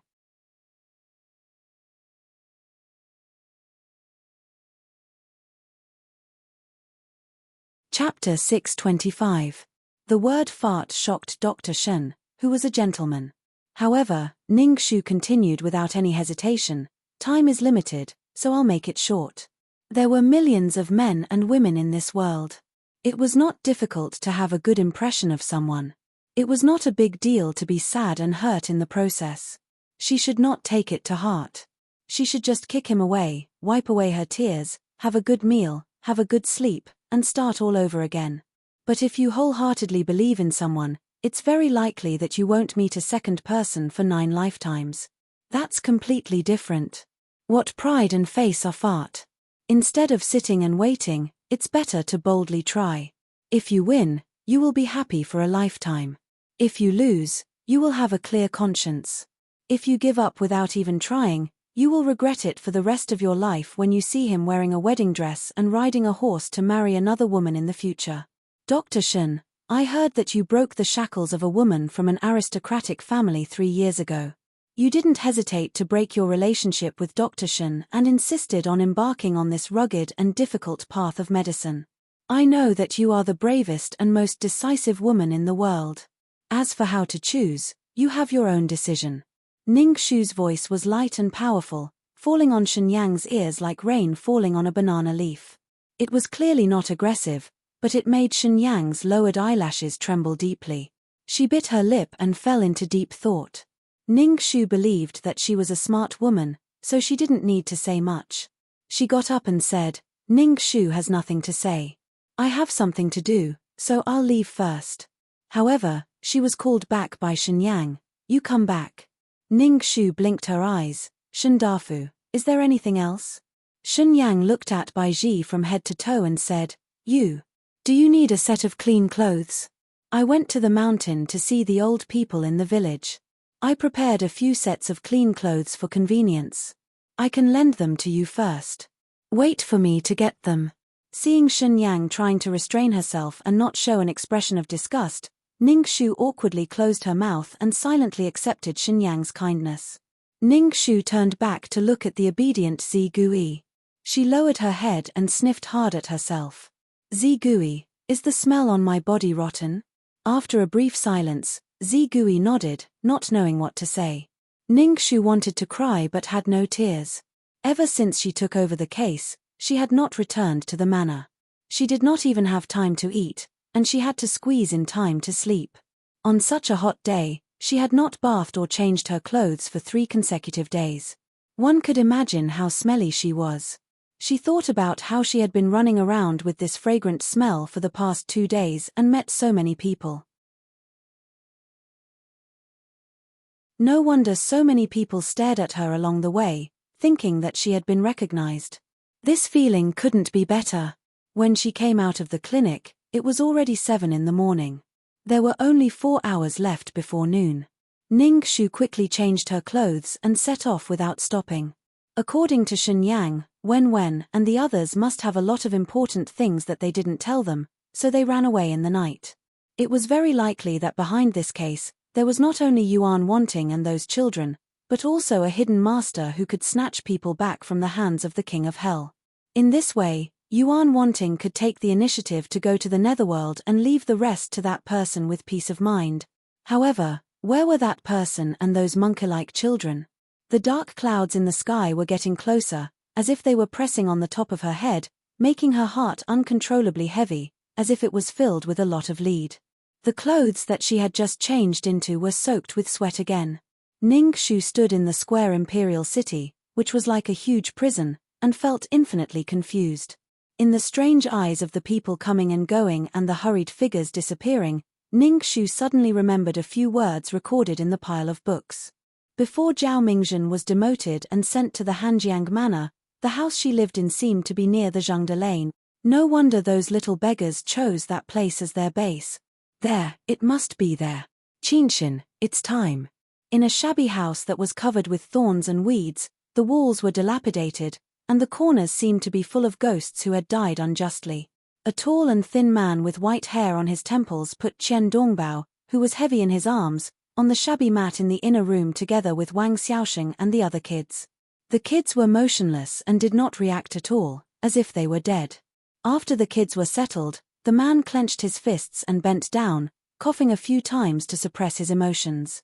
He walked out and said to Qinshin, Xiao Yuan, and Zimo, who were still standing. "Are you all ready? It's almost time. We should go and prepare in advance." The 3 teenagers who had just lost their childishness nodded firmly without any hesitation with starry eyes. The man looked at them with his old, yellow, and bloodshot eyes. He couldn't bear it but hesitated. "Kids, have you all decided? You may lose your lives this time." The oldest Xiaoyuan smiled and said, "Then we will lose our lives." It was not that he did not have the fear of facing death. Because of that fear, his face was pale and his fingers were trembling. It was just that the flame hidden in the young man's heart spurred him to surpass the fear, to run, to pursue, to restore the more important belief. It was the same for Qinshin and Zimo. The man's eyes were slightly wet. He smiled sadly and patted the kid's shoulders. "Your father is in the netherworld. If he knows what we have done, he will be furious. But it's good. We will be reunited soon. At that time, we will kowtow to him and ask for forgiveness. Don't be afraid. It will be over soon."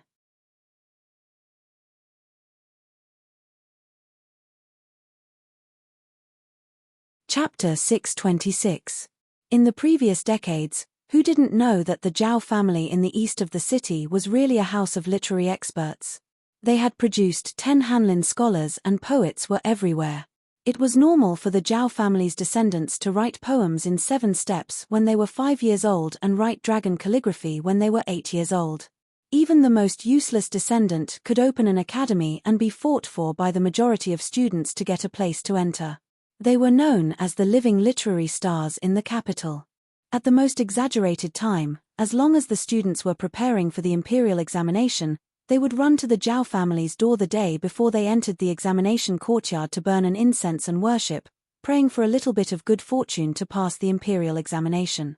Until later, there was an unfilial descendant, Zhao Mingzhen, who caused the Zhao family's master to commit suicide at 80 years old, and the rest of the 9 generations were killed. Overnight, the 100-year-old Zhao family collapsed and disappeared. There was no more sound, only a house full of wandering ghosts. Ning Shu didn't have time to be sad and hurriedly pushed open the broken door of the Zhao family. Before she could find the second person behind, she bumped into a group of guards, who were carrying Chen Dongbao and the others in their arms. "Who are you?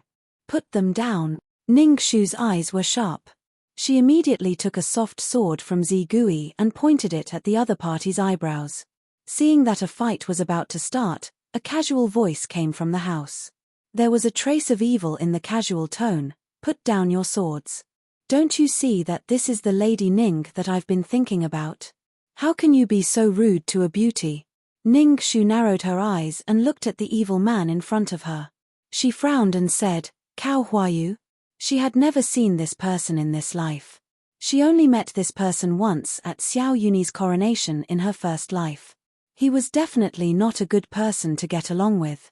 This time, their positions were at odds with each other. In addition, in the case of Consort 1 a few months ago, she exposed in public that Cao Huayu had ordered Wan Chang to almost kill Cloud Leaf, causing him to be grounded for 3 months by the emperor and lose face in the circle of noble families. New enmity and old enmity, this guy was definitely up to no good. Cao Huayu waved his fan and slowly walked over. He squinted his eyes and looked at her with interest.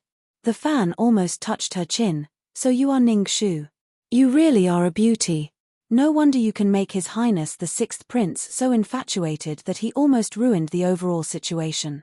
Your appearance is really bewitching." Enraged by his frivolous tone, Zigui lashed out with her soft whip, but Cao Huayu dodged it. His eyes flashed, and in an instant, 5 or 6 imperial bodyguards drew their swords and surrounded Zigui, leaving her with no time to care about anything else. Ning Shu watched as Chen Dongbao and the others were taken away right under her nose. She was burning with anxiety. "Cao Huayu, they are all innocent children. What are you doing? Let them go." TSK, great beauty, you misunderstood, didn't you? Who said that this young master wanted to harm them? I just happened to pass by here and coincidentally found these poor children. I pitied them for being used by evil people, so I gave them a helping hand. When I found them, They were already drugged and unconscious.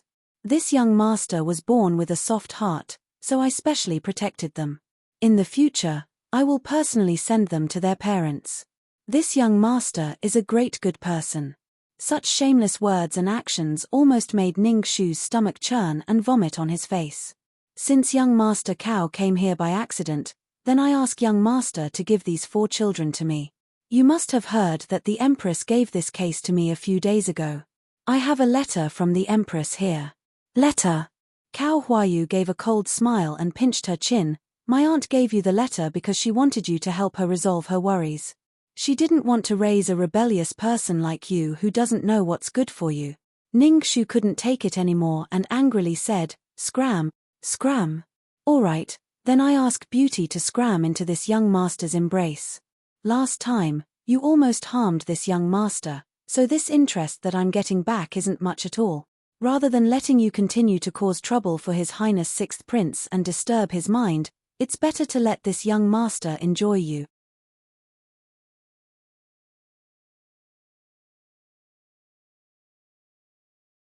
Chapter 627. He was strong and she was weak. At this moment, the situation was so clear. Cao Huayu smiled like a poisonous scorpion with its tail out, wanting to touch the sweetest rouge fruit. Then you won't be able to go to Meridian Gate to make trouble at noon. It's really killing 2 birds with 1 stone. Just as his dirty hands were about to touch Ning Shu's face, a string of arrows pierced through the air. First, it was the first arrow that blocked Cao Huayu's dirty hands, forcing him to continuously retreat in order to save his life. Then, the second, third, and fourth arrows chased after him like lightning, causing blood to blossom from the chests of the guards surrounding Zigue, killing them on the spot. In shock, Cao Huayu's voice cracked as he shouted angrily, "Who is it?" A rebellious young man's voice accompanied his valiant posture. He flipped over the wall, holding a crossbow and carrying a quiver of arrows, landing beside Zigui in the most elegant posture. He curled his lips and said, "I'm your ancestor." It was the monkey son that she hadn't seen for 3 days, Shi Yang. As soon as he came in front of Zigui, the monkey son who dared to poke a hole in the sky immediately returned to his original form. He shamelessly hugged Zigui's arm and said coquettishly, "My biological son, my good wife, I haven't seen you for 3 days. Did you miss me? I missed you so much. I missed you when I was eating, I missed you when I was sleeping, and I even missed you when I went to the toilet. I missed you so much that I couldn't eat. Touch it, look at my handsome face, it's become thinner. Hurry up and touch it." Zigui's mouth twitched, and his face was livid. If it wasn't that this guy was still useful now, she couldn't wait to kick this shameless thing out. After the one-sided flirting, Shi Yang, who was full, returned to the topic and said coldly, "Cow family son of a bitch, it was you who sent people to bully my wife and her master. You're courting death. You're from Nanping Prince's mansion." Cao Huayu was evil, but Shi Yang was even more evil than him. "Yes, my good grandson, there are still a large group of your ancestors outside. If you know what's good for you, hand her over and get out of here. Otherwise, remember this day, this is the day you die." Just a moment ago, he was strong and she was weak. In an instant, the situation was completely reversed. Cao Huayu's face was livid. The broken fan in his hand was almost broken by himself. He gritted his teeth and was extremely angry. In the end, he admitted that the situation was stronger than him. He squeezed out word by word from his teeth, "Give those little bastards to them." The sleeping children finally returned to them safe and sound. Ning Shu let out a long sigh of relief. Cao Huayu's scorpion-like eyes stared coldly at Ning Shu for a long time before he turned around and left with his men. The moment he urged his horse to leave, he used his internal energy to leave behind a string of venomous laughter. "Ning Shu, oh Ning Shu, don't be happy too early. So what if I let you take these children away today? Do you think you can change anything? Let me tell you, at this moment, your mother is hanging on a beam of the Meridian Gate Tower. Her whole body is tied up and she can't move. Her slender neck is wrapped with a snow-white satin. Her pair of sentimental eyes are revealing sad tears. Perhaps her heart is only thinking about you, your younger brother, and your benevolent and useless father. You listen to me, Ning Shu. Today at noon, as long as you dare to appear at the Meridian Gate and ruin my cow family's business, then wait and see how your good mother will be buried with my cow family. Ha ha ha ha ha. Ning Shu's face turned white. Her eyes trembled. For a moment, her heart was in pain. Bastard, die. Shi Yang was angry and anxious. He shot an arrow, but Cao Huayu was as fast as a rabbit. The arrow was dodged before it touched his flesh. But another golden leaf was faster. It flew out like a frost blade and hit his shoulder, bursting out a blooming flower of blood. Cao Huayu fell backwards. He was caught by the bodyguard at the side. The master and servant fled like a stray dog. In the Zhao residence, Ning Shu was anxious. Her vision turned black and she suddenly fainted.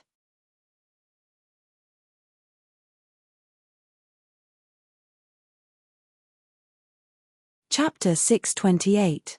After nearly 20 days of people being in a state of panic and not coming out of their doors, tens of thousands of commoners rushed to the Meridian Gate from every corner of the capital early in the morning after hearing the news. They wanted to see who the great demon that caused them to feel uneasy day and night was and give them an explanation. Therefore, the Meridian Gate, which was usually solemn and desolate, was crowded today. Everyone was looking forward to it and even forgot to eat. Finally, the palace gates opened wide. Thousands of Dragon City guards and bailiffs came out in a line. Minister of Justice Zhong Yang, Minister of the Supreme Court Feng Zheng, and Imperial Censor of the Left Tang Lang, the three of them were wearing official robes. They walked out with serious faces and sat side by side in the courtroom. There were also 12 other officials on the side. A hanger and a dog-head guillotine were set up in front of the Meridian Gate. Their bodies were full of muscles and weighed over 200 pounds. They were ready for the trial. Even Feng Zheng, who felt his feet hurt every day, looked up at the corner of the phoenix robe that belonged to the Empress behind the screen at the highest point of the Meridian Gate Tower. He sighed and put away his nature, which was rare for him. He put on a straight face and cooperated with everyone to finish the show. The moment the noon bell and drum sounded, the bailiffs sang and the trial officially began. Liu Laosan and his wife trembled like sifting chaff and were escorted to the Meridian Gate like stray dogs. They faced the tens of thousands of indignant faces of Shangjing with blank faces. The Minister of Justice Zhong Yang was the presiding judge. He glared angrily and slammed the gavel on the table. He scolded loudly, "Liu Laosan, Zhu Huiniang, where did the two of you get the gut? You dared to help Yuan Tianwang, a remnant of the Hanjiang prefecture, cause chaos in the tomb of the late emperor, kidnap several children in the city, and try to frame the current emperor.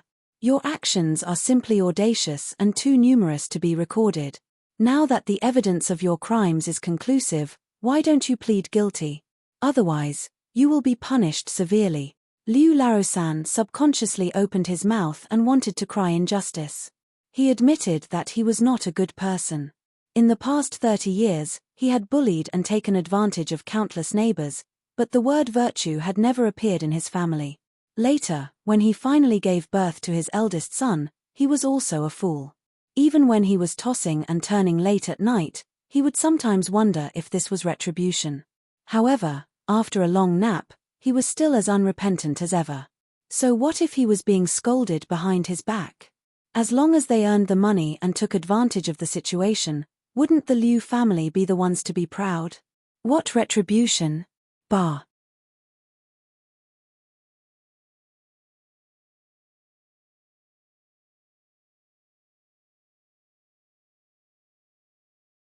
Chapter 629.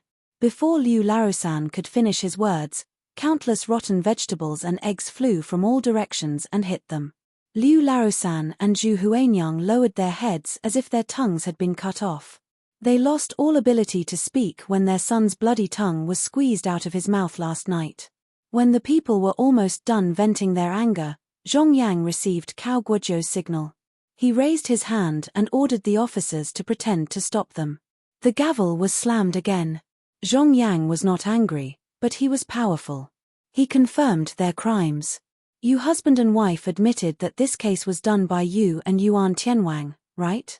Yes, traitor Yuan Tianwang knew that his crime was exposed and he was too ashamed to face the world, So he committed suicide to avoid punishment, right? Yes, someone, bring the confession to Zhu Mo and let them sign it. When Liu Laosan and Zhu Huanyang voluntarily pressed their red handprints in front of tens of thousands of eyes, countless shouts and roars were heard. Every face was filled with righteous indignation, shouting their long-suppressed anger. Kill them! Kill them! Evil husband and evil wife, death is not to be regretted. Bold traitor Yuan, 5 horses will tear him apart. Kill! Kill! Kill!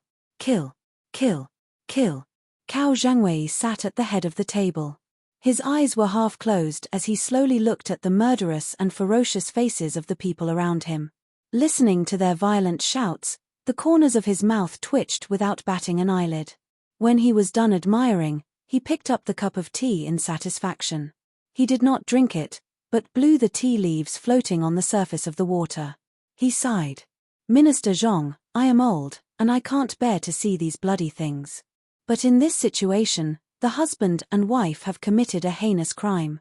If they are not punished, I am afraid that the anger of the people will not be appeased. Zhong Yang nodded. Uncle is right. What do you think, Lord Tang? The Procurator's Imperial Censor of the left, Tang Lang, caught the ball that was kicked over. He rolled his eyes and said, this official also thinks so. According to the laws of Great Yu, he should be sentenced to death as a warning to others. Only then will this case come to an end and peace can be restored in the capital. Only Feng Zheng's sparse, snow-white goatee trembled as he said hesitantly, it's just that, we still haven't found the whereabouts of those children. If we hastily deal with these two, I'm afraid. Zhong Yang narrowed his eyes and said, Lord Feng, do you think that the 60,000 Yongchengwei in the capital are all freeloaders?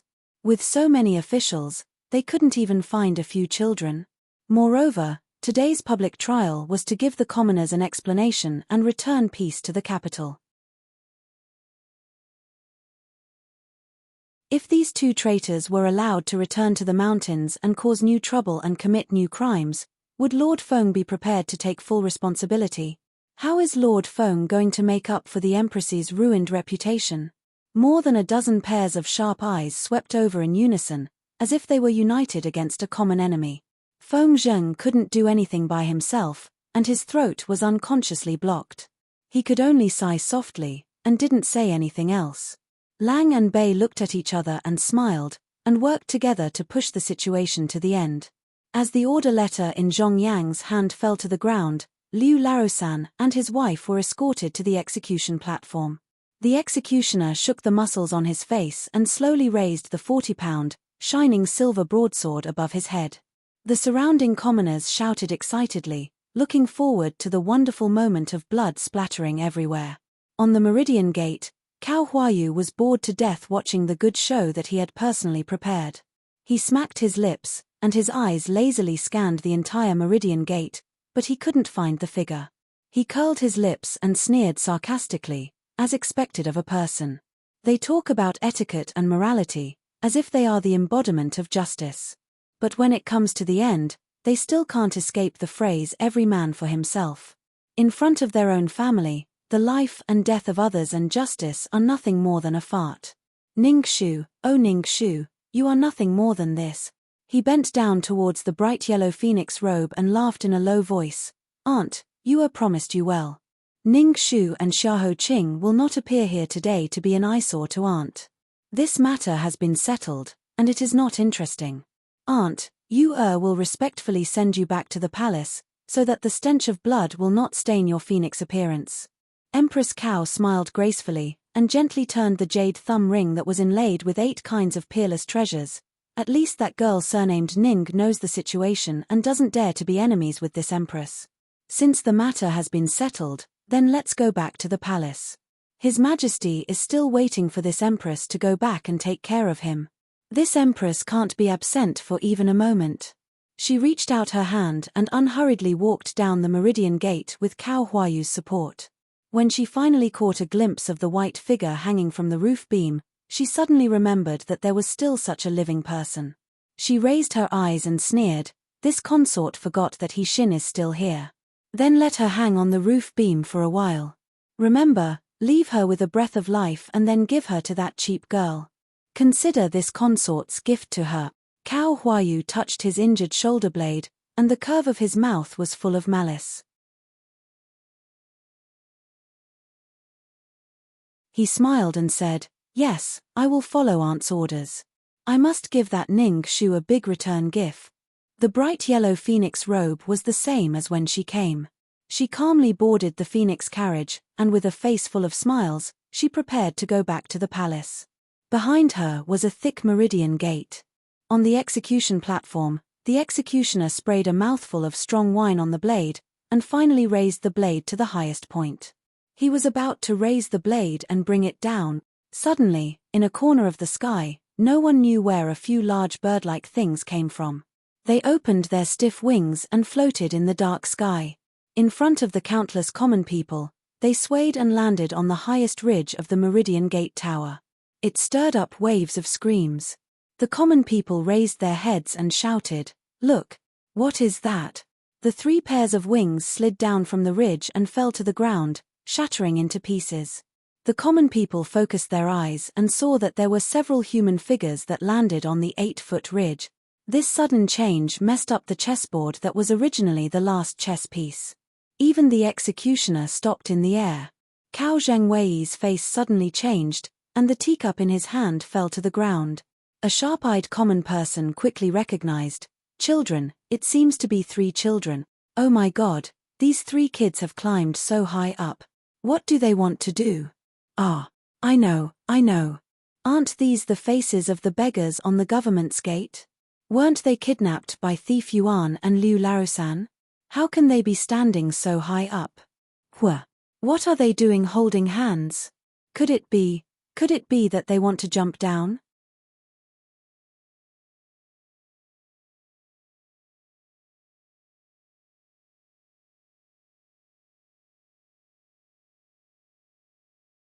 She did not care about her manners.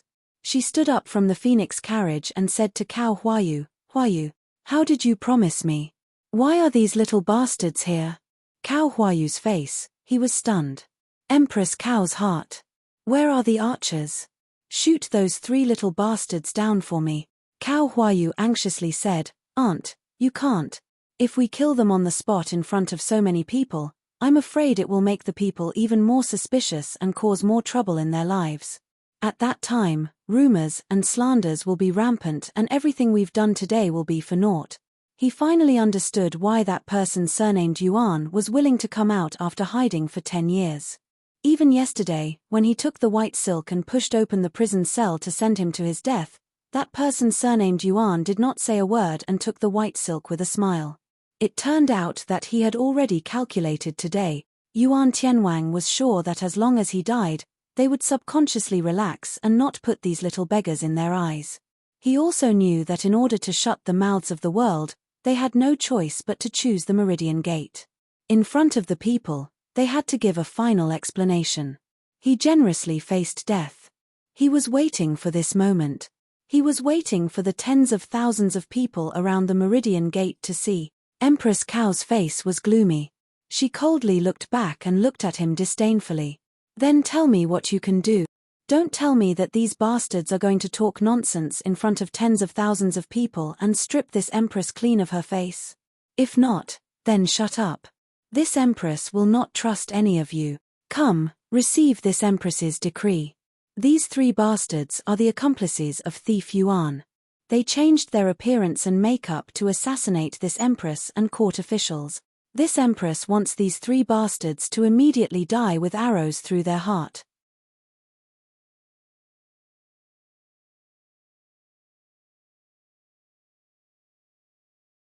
Chapter 631. Our Master Yuan is not a traitor at all. The truth of the Hanjiang prefecture case 10 years ago is. Xiao Yuan shouted with all his might, but before he could finish his sentence, a sharp arrow had bitten his shoulder like a poisonous snake's tongue, shooting his thin body directly down from the 8-feet-high roof. "Xiao Yuan!" Qinshin and Zimo stretched out their hands and shouted. Their fingertips only had time to touch the corner of his clothes before they watched him fall down. Then, thousands of arrows formed a net and covered them like rain. Zimo arched his back and protected Qinshin firmly in his arms. While dodging in a panic, the two slipped and rolled down from the roof. At this critical moment, a soft whip made of fine steel pierced through the air and wrapped around their waists. Then, a light purple figure flew towards them, as light as a swallow.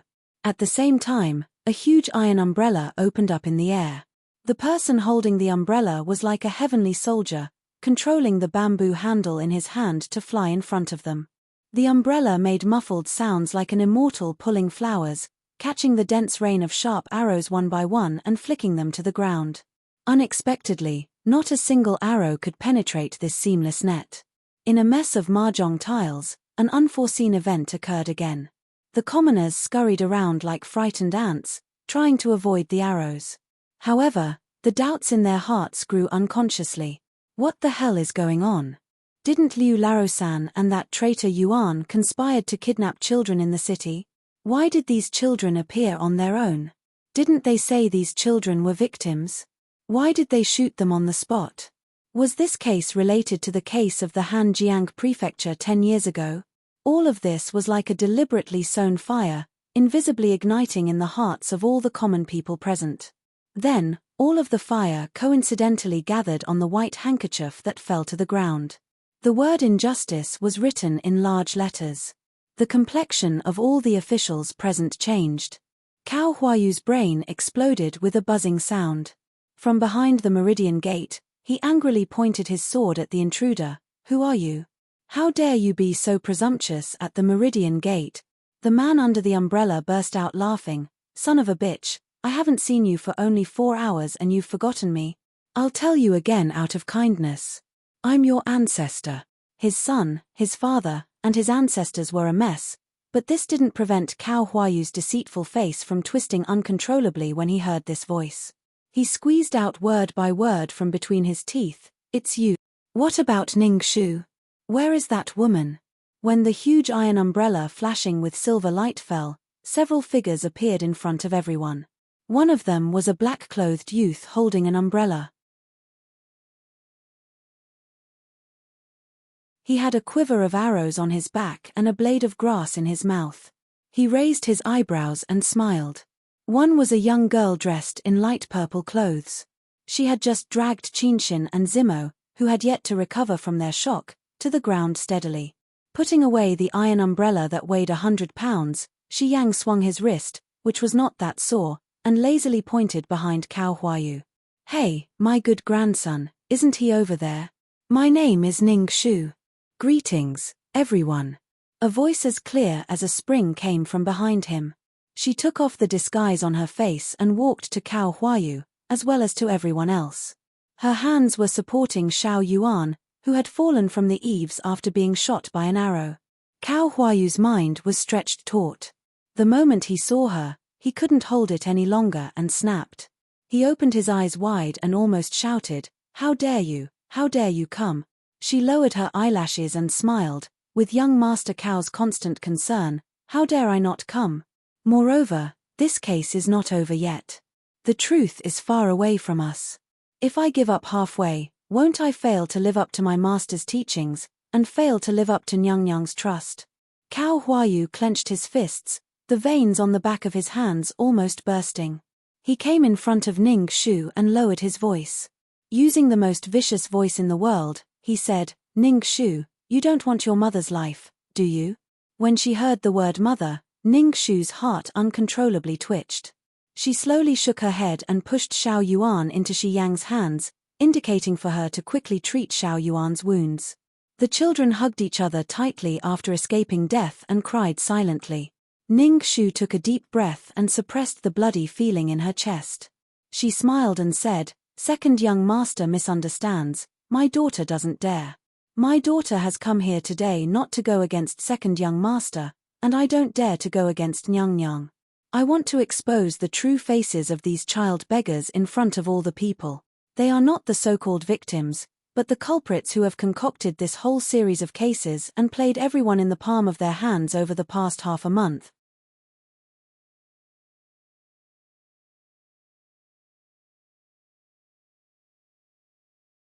Chapter 632. The moment Ning Shu appeared, people quickly recognized her. Ning Shu. Isn't that the Ning family's Ning Shu? Ah, no, that sharp-tongued, and tough? Why is she here? She even said that those little beggars were accomplices. What is going on? That's right.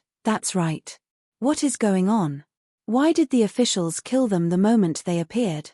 Hearing the discussions around him, Feng Zheng's goatee trembled.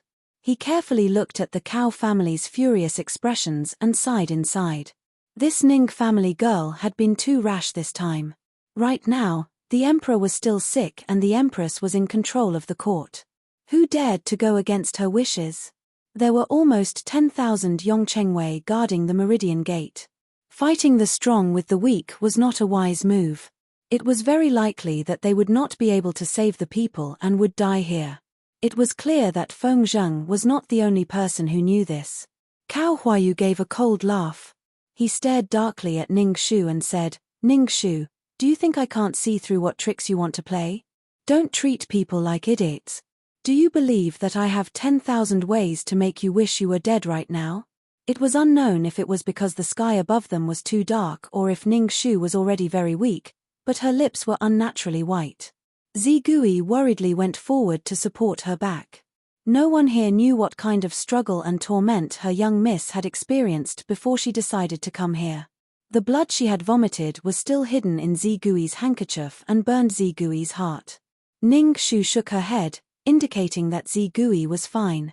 She obediently lowered her eyelashes and smiled faintly. She did not move in the slightest. Has young Master Cao misunderstood? I've already said that I'm not here to stir up trouble. Instead, I'm here to lend you a hand and expose the conspiracy of that thief Yuan and his accomplices to the public.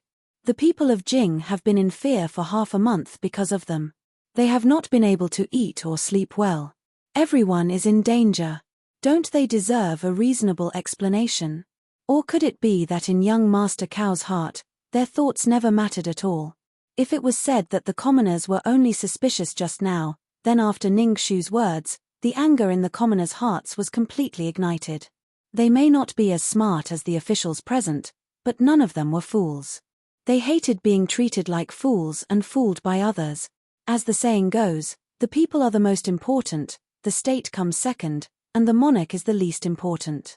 Even if these words were pompous, no one would take them seriously. However, if water can carry a boat, it can also capsize a boat. Once the ants were forced to the extreme, their combined strength could also shake the heavens. No matter how much Cao Huayu wanted to pierce her throat with the arrow in his hand and let her blood splatter on the spot, how much he wanted to cut off her tongue and cut her body into pieces so that she would be cursed by the world without clothes. But at this moment, Ning Shu's fearless eyes were telling him, if you want to do it, fine. But before you do it, you'd better think about it first. If you kill people again and again in front of so many people to silence them, how can you stop the mouth of the world? When the people were angry and the country was in chaos, what could the Cao family gain from this? Some things, when Ning Shu appeared, were already destined to have an outcome. Cao Zhangwei, who was strategizing not long ago as if everything in the world was in his hands, now looked defeated and closed his eyes forcefully. The truth. We want the truth. We want the truth. When the shouts sounded, no one could stop the footsteps of the truth anymore. Ning Shu smiled slightly. She walked to the front of the crowd and bowed her head. She curtsied and said, "Thank you for your trust. I will not let you down." She raised her head. Her eyes were like the surface of water that looked gentle but would never be torn apart. She pointed at Xiaoyuan Qinxin and said, "First, I want to tell you how these 3 child beggars abducted children and committed this shocking crime." The commoners were surprised. Wasn't it said that it was done by thief Yuan? Ning Shu took a deep breath and looked back at Qinxin and the others who were crying silently. She shook her head and said, "Actually, it wasn't."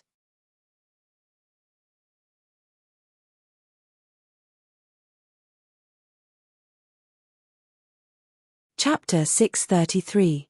That night in Denglong Alley, the only son of the Qian family, the 8-year-old Qian Dongbao, told his parents that he was going to play with his friends.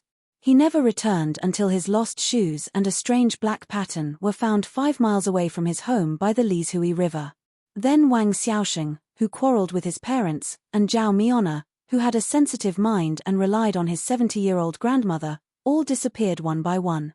The next was the orphan Ling who was picked up by Liu Laosan and Zhu Huanyang halfway up the mountain.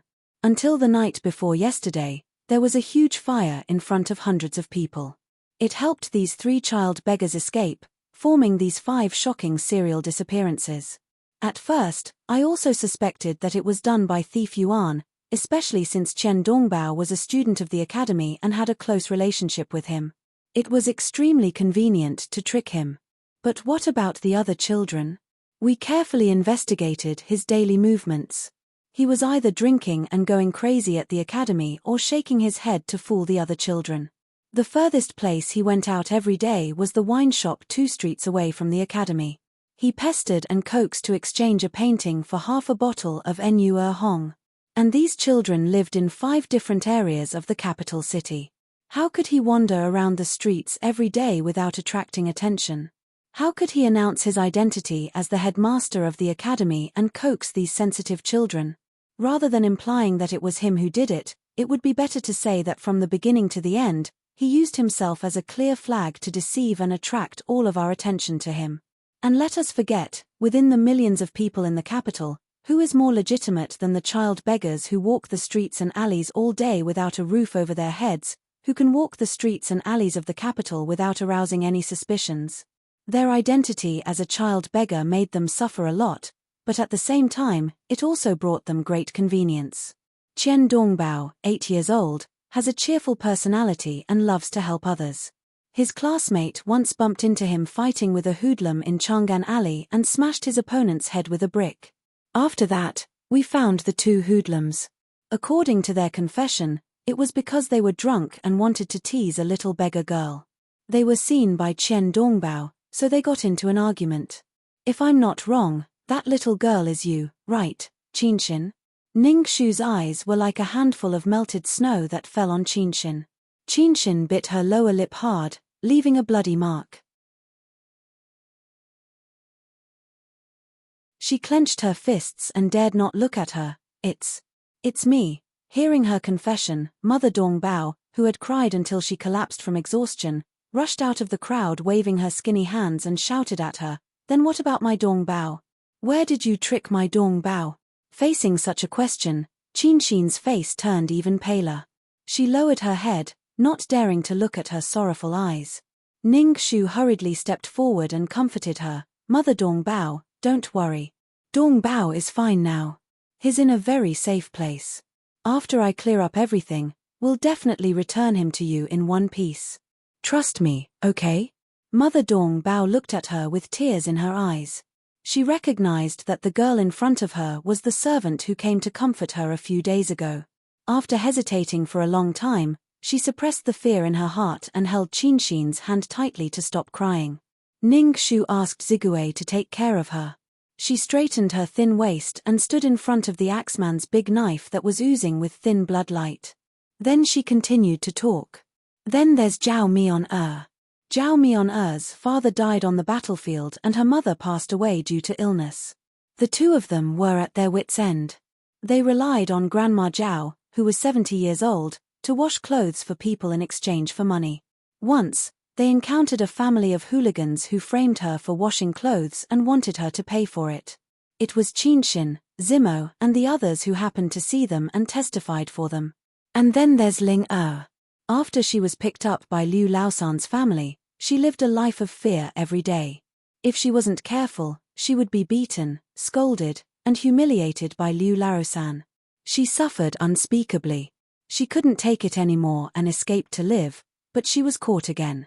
I guess that one of the times she escaped, she coincidentally met you guys. The headband that she left behind in the grass was tied exactly the same way as the one on Wanwan's clothes. If one didn't look carefully, no one would be able to discover this detail.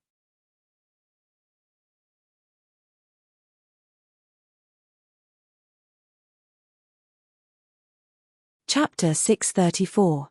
And my Xiaosheng. Although my Xiaosheng is naughty, the one we take care of every day is the one we take with us when we go out to work. How could he have the chance to meet a beggar?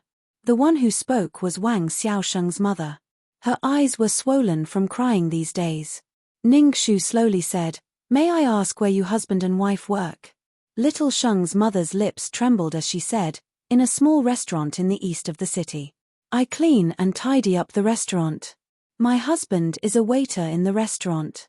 Although my Xiaosheng's temper is a bit stubborn, we made him obediently play and study in the backyard and never run out of the restaurant. He has never sneaked out before.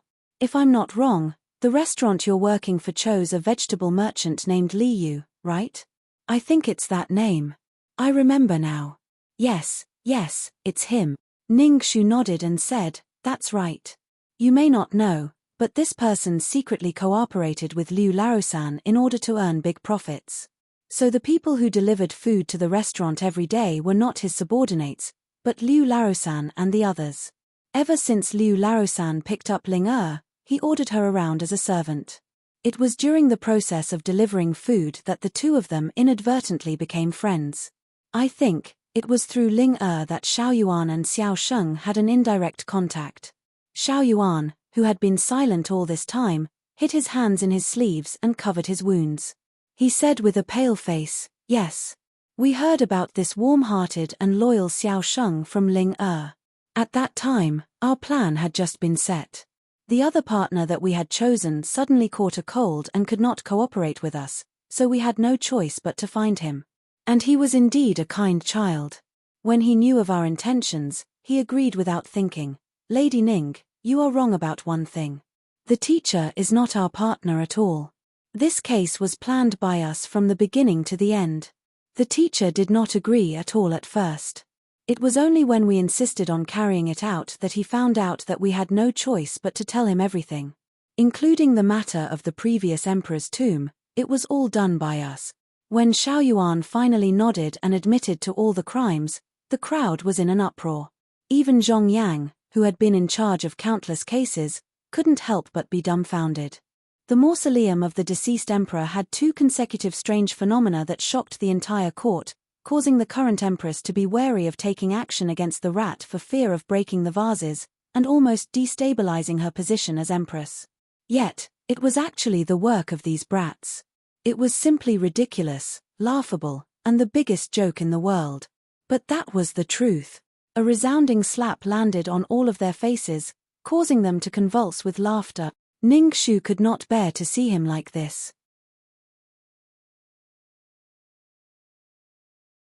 She walked up to him and held his hand that was hidden under his sleeve.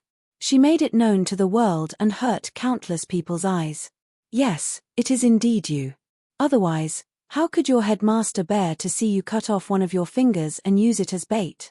Yuan Enrich, the always sloppy Yuan Enrich, in order to protect the safety of all the children for the past 10 years, he gave up his ambitions, his self-esteem, and his hot-bloodedness. He turned himself into a pile of mud that everyone looked down on. How could he bear to put these children in danger for the sake of revenge? Xiao Yuan's eyes were red. His pale lips trembled as he wanted to continue speaking, but the injuries on his body made him incomparably weak. Qinshin wiped away the tears on her face and patted his hand. She took the initiative to speak for him. Since you all want to know, then there is no need for us to hide it anymore. Ling we intentionally got close to her.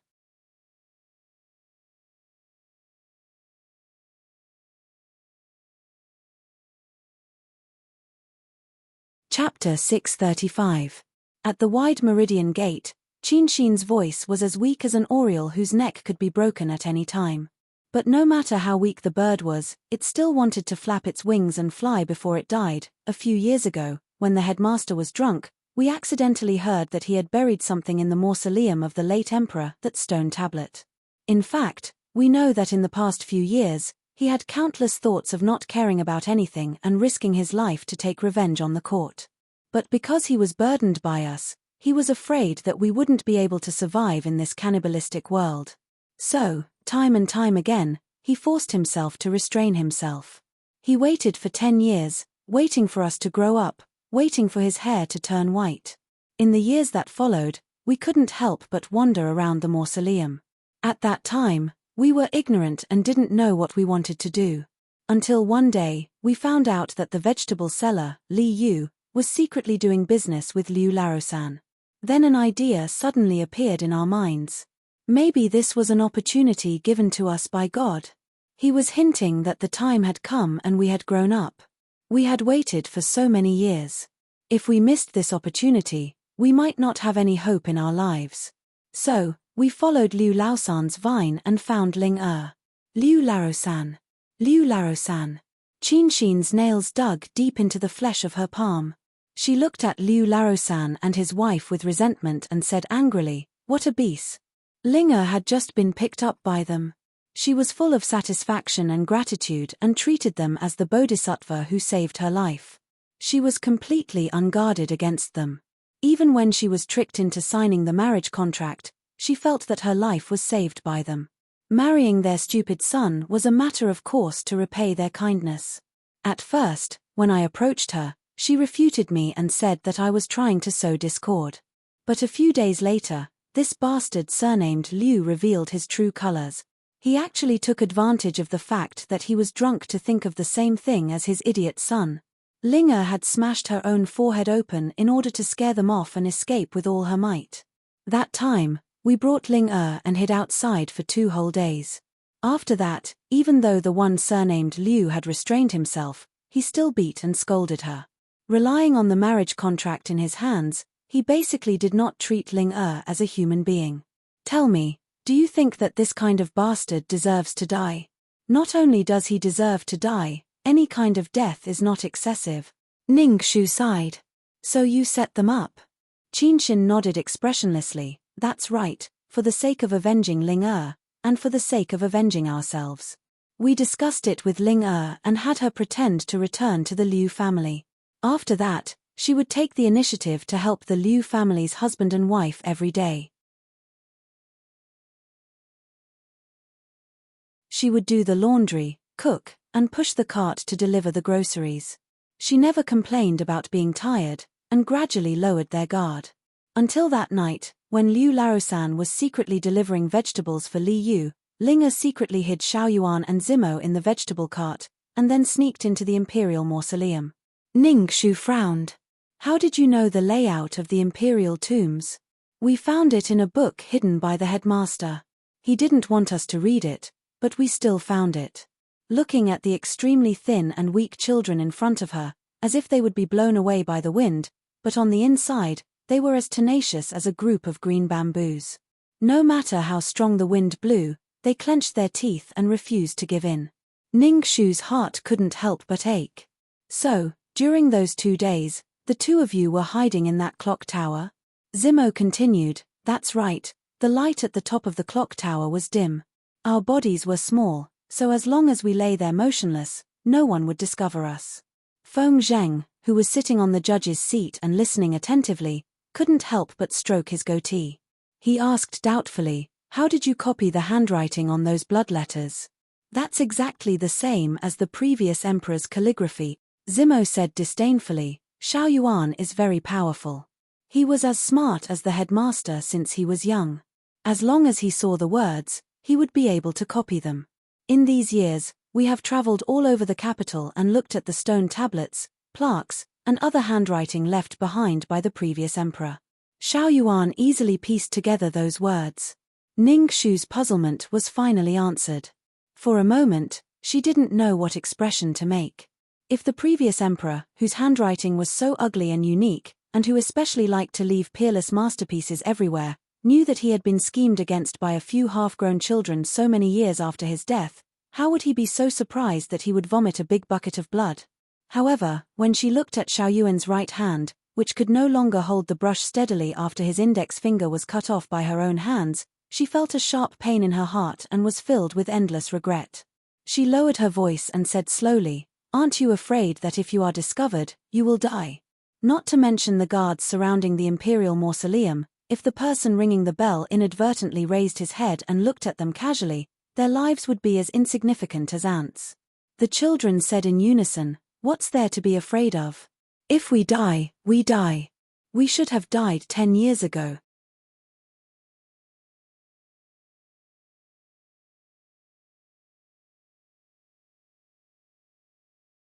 Chapter 636. When they blurted out the keywords 10 years ago, Cao Huayu's face suddenly changed. Like a cornered beast, Cao Huayu bared his fangs and was ready to pounce on them and bite off their necks and die together with them. Cao Zhangwei, who had been silent with his eyes half closed, sighed after a long time of silence, as if he had aged 20 years in a very short time and accepted an unavoidable fate. He raised his hand and waved it at Cao Huayu, indicating for him to restrain his emotions and step aside. Then, under the astonished gazes of everyone, he slowly raised his head and asked with his eagle-like old eyes, "Who are you people?" The light in Qinshin's eyes swayed.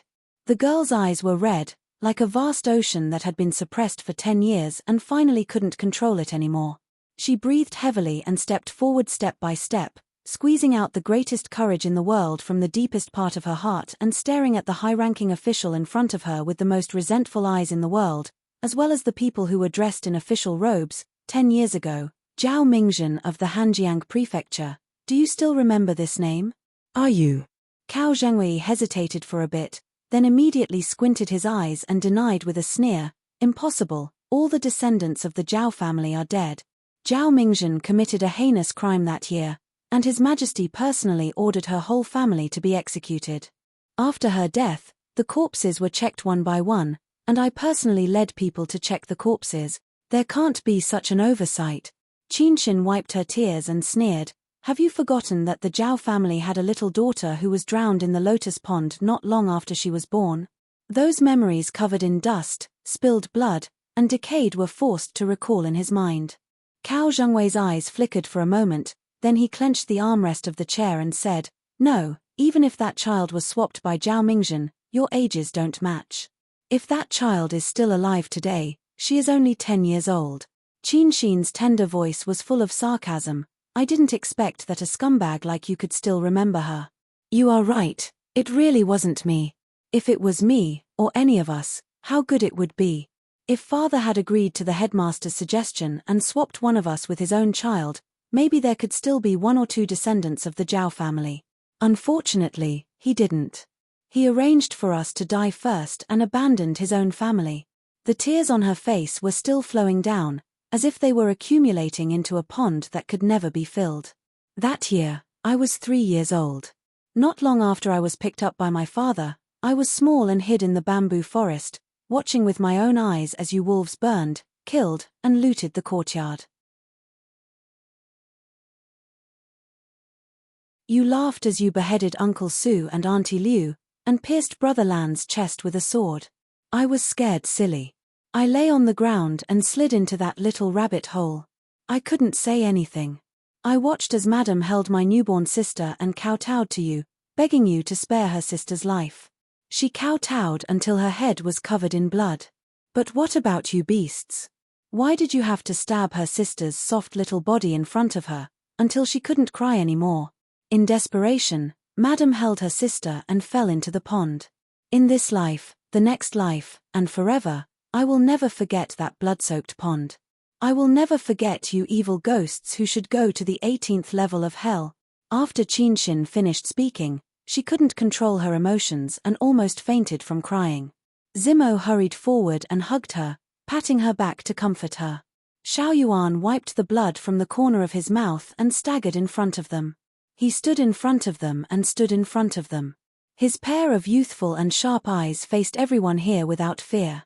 Even though there was fear in his heart, he still went forward. "Don't you want to know who we are? Let me tell you, all of us standing here, including Wen and Junna who didn't come, have different blood flowing in our bodies. But we all have the same surname, Zhao. We are all the descendants of Zhao Mingzhen. He is the best person in the world. Today, on behalf of our father, we will seek justice from each and every one of you."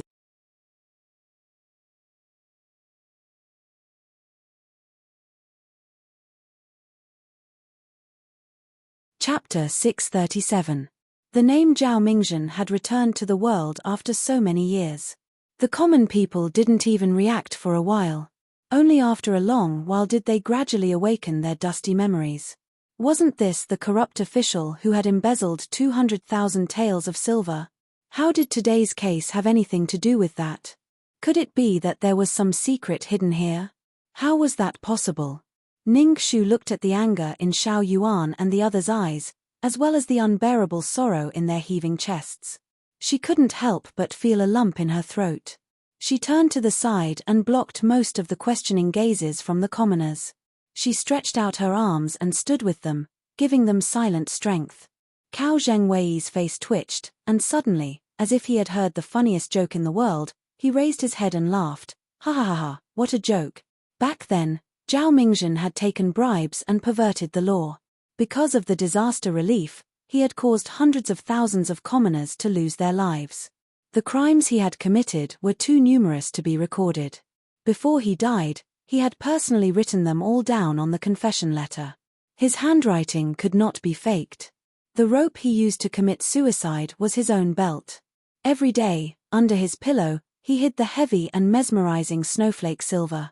Let me ask you, if it wasn't for him, who would be able to smuggle so much silver under his bed under his nose? You actually want to seek justice for a corrupt official who shocked the world? What a joke! How foolish! In this old man's opinion, today's trial should be over. Young people who don't know the immensity of heaven and earth do not know the immensity of heaven and earth. Seeing that you are still young and immature, I will let you go. Minister Zhong, put the three of them in jail and give them a lighter sentence. Cao Zhengwei stood up and was about to leave when Zimo angrily said, Nonsense. My father is not a corrupt official. The crimes written on that paper, he did not commit any of them. All of us lost our parents during the famine and were almost starved to death by a pond in the wilderness. We were even buried in the belly of a wild dog. If it wasn't for our father finding and bringing us back, I'm afraid we would have reincarnated long ago. Although we've only been by father's side for a short period of time, sometimes we don't even see him once a day, but we've seen him with our own eyes.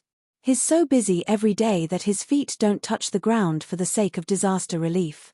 In order to save a mouthful of food so that one more person can live, he, a dignified third-rank official, has to eat chaff and chop vegetables with everyone every day. Because every now and then, he would bring an orphan back to the manor. Sometimes, when there wasn't enough food in the manor, he would secretly save his share for us.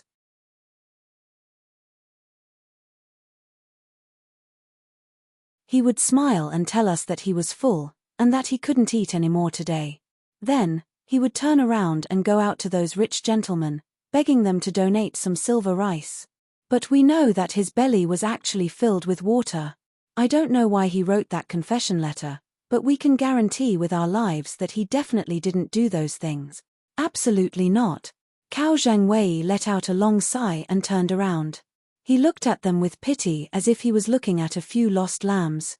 With both hands on the armrest, he stood up and slowly walked in front of them. He bent down and said to them, Children, you're all too young and inexperienced. I'm afraid you've been deceived by him. In this world, there are always some evil spirits who like to wear human skin and secretly hide in a crowd with a compassionate face. At first glance, you would think that they are living bodhisattvas, but in reality, they have done all kinds of evil things in the world. That Zhao Mingzhen is such a sinister person. The so-called adoption is actually to use you. On the surface, he pretends to be a great philanthropist and adopts you ignorant children. He casually raises you for 3 to 5 days, and when the imperial court investigates his disaster relief measures, he can openly push you out and claim that he is merciful to the people. This way, it will be more convenient for him to secretly gather wealth and harm the people. After you've used him, do you think he will still care about your life and death? If the imperial court didn't find out in time, you would have been thrown away and buried by him. The Hanjiang prefecture's citizens have accused him of bullying the common people and forcibly seizing their property. If you see him, this old man can immediately order people to summon those people to the capital and bring them to you. Poor children, your parents died in his hands, but you still recognize the thief as your father. Ai! How sad, how sad. Being distorted by him, Zimo was so angry that his whole body trembled. He roared, You're talking nonsense.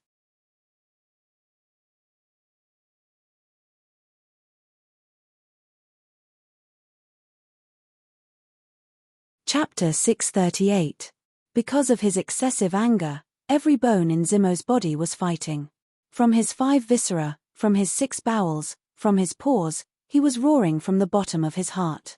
He clenched his fists and said, "Those so-called denunciations were all written by the local tycoons. Back then, my father begged them to open the granary out of benevolence to save the villagers who were about to starve to death, seeing that saving a life was more meritorious than building a 7-floor pagoda. However, those rich gentry didn't care at all. They even took advantage of the shortage of rice and wantonly hoarded and raised the price of rice to make a fortune, forcing more villagers to die. My father was so angry that he ordered a group of unscrupulous merchants to be executed. Only then did the price of rice stabilize, but they also bore a grudge against him. After that, my father walked on the path of no return, and these people jumped out to add fuel to the fire. These despicable people should all go to hell in the future. So this is how Zhao Mingzhen deceived you." Cao Zhengwei said bitterly, "It's true that merchants value profits, but they are not idiots. How could they not know that no egg can remain intact when the nest is overturned? If they forced the people to die, where could they go to do business? It was clearly your father who wanted to extort and blackmail, but failed, so he used this as an excuse to seek revenge. Even if it was as you said, that Zhao Mingzhen executed a group of tycoons, then how could the family property that he collected disappear in the blink of an eye without a single mention in the accounts? It's obvious that he embezzled it." Cao Zhengwei continued, "I wonder if there are any people who were brought here from the Hanjiang prefecture." Soon, 3 to 5 people in the crowd responded, "Yes, yes. We were brought here by the Hanjiang prefecture to make a living." Cao Zhengwei staggered back and bowed to the few people. "I heard that the first batch of disaster relief from the imperial court arrived in the Hanjiang prefecture, but it was not distributed to the people. The people finally became suspicious, so they banded together to demand an explanation from Zhao Mingzhen. However, they were beaten and suppressed by him." "Is this true?" The few people were furious. "It is true. Back then, my uncle was involved. He was beaten up by Zhao Mingzhen and was locked in prison, almost dying. Zhao Mingzhen had personally said that the life of an ant was not worth mentioning. Since he dared to clamor against a celestial, his death was not to be regretted. It was because of these words that a few of his loyal followers rebelled and released the innocent people locked in prison. This saved my uncle's life. Zhao Mingzhen is truly shameless." The other people echoed in agreement, and the people on the Meridian Gate who had just started to waver, leaned back to their original position when they heard this. Cao Zhengwei sneered. His shrewd eyes fell on Zimo and the others again. Holding his crutch with both hands, he raised his chin and sighed. "So, children, you have been deceived. It's not too late to mend the pen after the sheep is lost. Repent and be saved as soon as possible." "Nonsense. Nonsense." The 3 children were so angry that they were trembling all over. Blood surged up from Xiaoyuan's wounds again, but in the face of such a vicious Cao Zhengwei, other than the pale and powerless word nonsense, they could not refute with a single word. They could only let more and more evil intentions come from all directions and completely drown them. Rotten eggs and cabbages were smashed from the revelry crowd. "Bastard, shut up and get lost." Shi Yang frowned in pain and raised his hand to wave the umbrella, protecting the children who were about to collapse behind him. Before the evil carnival was about to begin, a round of applause sounded from under the iron umbrella. The voice of the person under the umbrella was like jade hitting copper, crisp and clear, deafening. "Uncle Cao is indeed a man with iron teeth and copper teeth. You can turn black into white, the truth into a lie, and the dead into a living thing. No wonder His Majesty once praised Uncle Cao as a national treasure and a pillar of the country. Ning Shu really admires you." Cao Zhangwei narrowed his eyes and looked at the little girl in front of him who was a few years younger than his daughter. His face darkened as he said, "What, did I just say something wrong? Or do you suspect that I have colluded with the people of the Hanjiang prefecture and colluded with them?" Ning Shu shook her head and said, "Of course not. Otherwise, there would be another person of the Hanjiang prefecture who would immediately expose this lie. Uncle Cao, the loss would outweigh the gain." So, the people were indeed injured by Zhao Mingzhen's order, and those cruel words did come from his mouth. Cao Zhengwei immediately sneered, "Then what nonsense do you have to say?" Ning Shu met his fierce eyes without fear. Her eyes were shining like obsidian, showing her sharpness. But who says that what you see with your own eyes must be true, and what you say must be true? What seems to be true can't be false.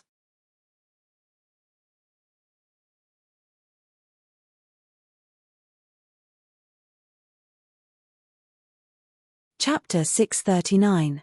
In the courtroom, Zhong Yang, who had always disliked Ning Xu, mocked, "What do you mean by true or false? You're just pretending to be mysterious. If Zhao Mingzhen was innocent, then why did he hide the truth from the Hanjiang prefecture when the disaster first started? Why did he only reveal the truth when there were starving people along the way? Zhao Mingzhen deserves to be banished to the 18th level of hell and never be reincarnated." Ning Xu did not take him seriously at all. She looked at the rotten egg on her body that had been affected by the disaster. Her snow-white brocade was stained with a muddy and stinky yellow. It was as if she was looking at someone's broken and untimely life. Yes, this person seems to have been doing wrong all his life. She slowly said, "To put it nicely, he is impartial and upright. To put it bluntly, he has an eccentric temperament, doesn't know how to be flexible, and can't be tolerated by the world. He is obviously a talented scholar and was born in a prominent family. If other people had half of his capital, they would have already achieved meteoric success and become a high-ranking official. He, on the other hand, endured 8 years in the Hanlin Academy before he became a registrar. After a few years, he barely became an imperial censor. In the end, he did not cherish it. In less than half a year, he offended all his peers in the court and was sent to the remote and desolate Hanjiang prefecture to be a magistrate. This is the first big mistake. After arriving at the Hanjiang prefecture, he still did not know how to put away his edge and keep a low profile. In order to stimulate the people's livelihood, he ate and slept in the open all day long. Not only did he slap the previous magistrate's face, he also shut out a group of interest groups and cut off countless people's source of income. He once again made a string of enemies for himself. Later on, when the disaster worsened, he looked up and saw that he was alone and helpless. This is the second big mistake. As an official for 15 years, he had made himself countless enemies. Anyone with a discerning eye should have some self-awareness. However, he still maintained a laughable naivety, hoping that the reports on the disaster, which could not speak and walk, could fly directly to the emperor. He did not know that not to mention a few reports, even if there were hundreds or thousands of reports, they would probably be burned to ashes as soon as they arrived in the capital. This was the third mistake. After a few days of hard work, he finally received the relief funds from His Majesty. He was as happy as a fool, but he did not expect that there would be a mistake as soon as the life-saving money landed. The 200,000 taels of silver disappeared overnight. The huge secret behind it made his hair stand on end. He clearly had the opportunity to go to the emperor and prove his innocence, removing himself from this matter. But when he saw the people he regarded as his eyes starve to death, one after another, they kept running to death, the soft-heartedness in his heart defeated the safety of his family. It made him betray the reputation of his family, bury the lives of his blood-related wife and daughter, and trample all the principles and reputation that he cherished most in his life under his feet. He took the initiative to become the scapegoat of others, and from then on, he would be nailed to the pillar of shame for the rest of his life. He clearly made mistake after mistake, but from the beginning to the end, he did not know where he was wrong, even to the extent that he was willing to die. He was truly the number one fool in the history of the Great Yu dynasty for more than 200 years. Hearing this, the faces of all the officials present changed. Cao Zhengwei's calmness completely disappeared. He angrily pointed at her and said, "Ning Xu, what nonsense are you making up?" Hot blood surged in her chest. Ning Xu threw out the pieces of silver, one real and one fake, from her sleeve, smashing them heavily in front of the people. She spoke very quickly, wishing she could pour out all the anger she had hidden for 10 years on behalf of the Zhao family, on behalf of Zhao Mingzhen, who had died unjustly. What I am saying, Uncle Cao should know very well in his heart. 10 years ago, to celebrate His Majesty's birthday, the Cao family was ordered to supervise the production of 200,000 taels of silver. Half of it was real, but the other half was a mixture of white copper and lead. Originally, they wanted to use the silver for their own use. Once it was cast, it would be kept in His Majesty's private treasury. Perhaps in 10 or 20 years, even when His Majesty abdicated, the silver would not be able to enter the market. However, they did not know that a sudden natural disaster would occur in the Hanjiang prefecture. The situation immediately reached a dead end. Once the fake silver was exposed, not to mention the Cao family, even the current empress would not be able to save the situation. What should they do in such a desperate situation? Not only the Cao family, but everyone involved in the casting of the silver was afraid of breaking the vases. Their hearts were burning with anxiety. Then, their gazes naturally fell on the idiot who was ostracized and hated by everyone. They had all been officials for many years, and they were the ones who understood him the most. They knew that he was pedantic, and they were clear about his benevolence and righteousness. Even more so, they mocked him from the bottom of their hearts for his benevolence.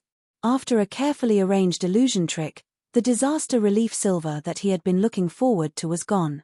If he wanted to apply for a second batch of silver, it would take at least a month.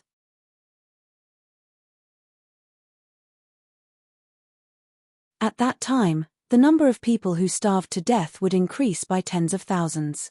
Even if the other side only promised to return half of the silver, the lives of tens of thousands of people and his family were more important. Zhao Mingzhen had already made a choice in his heart. He took the initiative to become the sinner for them. He did not need to use his brain to think about the script that had been arranged, he just followed it. The people cursed him in confusion, but he calmly accepted it all. When he took off his belt and hanged himself, he wrote down the evidence of his crimes. In his heart, he foolishly thought that his people would be saved. Could there be another fool in the world who was more stupid than him? It was simply laughable. Uncle Cao, tell me, why didn't this kind of fool die?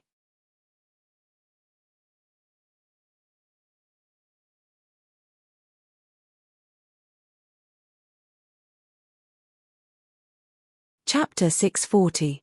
A bolt of lightning came from the sky like a whip, followed by a muffled clap of thunder, awakening countless ignorant souls in the chaos. When Ning Shu's voice fell, the entire Meridian Gate was stupefied and silent. Behind the Meridian Gate, Empress Cao almost crushed the 7-jade thumb ring in her hand. That graceful and noble face under the cold light of the lightning changed several colors in an instant. Someone come. She waved her hand and said a few words to her confidant. She coldly looked at the thick red door, as if she was looking through the door at Ning Shu. The veins on Cao Zhengwei's forehead twitched as he raised his head and laughed out loud. Ha ha ha ha ha. Hilarious. Hilarious. I really don't know where you got your imagination from. How could you come up with such an ingenious story to pin me on the pillar of shame? You said this old man made the fake silver. This old man was the mastermind behind this shocking injustice. This old man persecuted the loyal.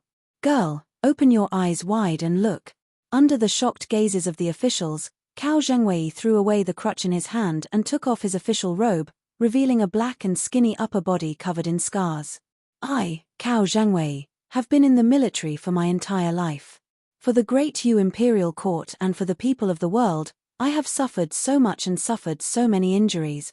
How many scars do you think a little girl like you can count on this dying old body? Let me tell you, there are a total of 17 scars. 14 of them are blade wounds and the remaining 3 are arrow wounds. Each of them almost took my life. These scars were from when the previous emperor was still alive. The southern Yang dogs invaded. This old man was ordered by the previous emperor to wipe out the enemy with old Prince Yu. Unfortunately, we fell into an ambush. This old man was stabbed 6 times and was covered in blood. This one was from the 3rd year of the Heaven's Choice. The remnants of the demon Empress Ju did not give up and tried to assassinate the emperor. It was this old man who blocked the fatal arrow for the emperor. The most serious one is the one on my chest. 24 years ago, the emperor had just ascended the throne for less than a year. The situation in the imperial court was not stable. The war hounds and the southern Yang were eyeing us covetously. It could be said that there were internal and external troubles. In order to disturb the political situation, The war hounds repeatedly infiltrated the court to assassinate the officials. Many old officials were scared and returned home, but this old man did not believe in evil. I was ambushed by an assassin on the way to the imperial court. The arrow passed right through this old man's chest and pierced right through it. At that time, this old man only had a single breath left, but this old man knew that if even this old man wanted to retreat in order to survive, then what would the civil and military officials of the imperial court think of me? Thus, I relied on this last breath to force myself to the palace. Only after His Majesty sent an imperial physician to treat me was I able to preserve my old life. Cao Zhangwei, the emperor's uncle Cao Zhangwei. But ask yourselves, this old man is not. Today, you little children have their white teeth of their white teeths and white of their teeth of you peoples of. By of you, I of you, of you, of you of you. When the scars on his body were revealed, Cao Huayu's sinister eyes finally revealed a taunting smile. It was as if he was mocking Ning Shu for daring to compete with a big tree, overestimating herself. Ning Shu's expression changed. She immediately turned around to look at Shi Yang.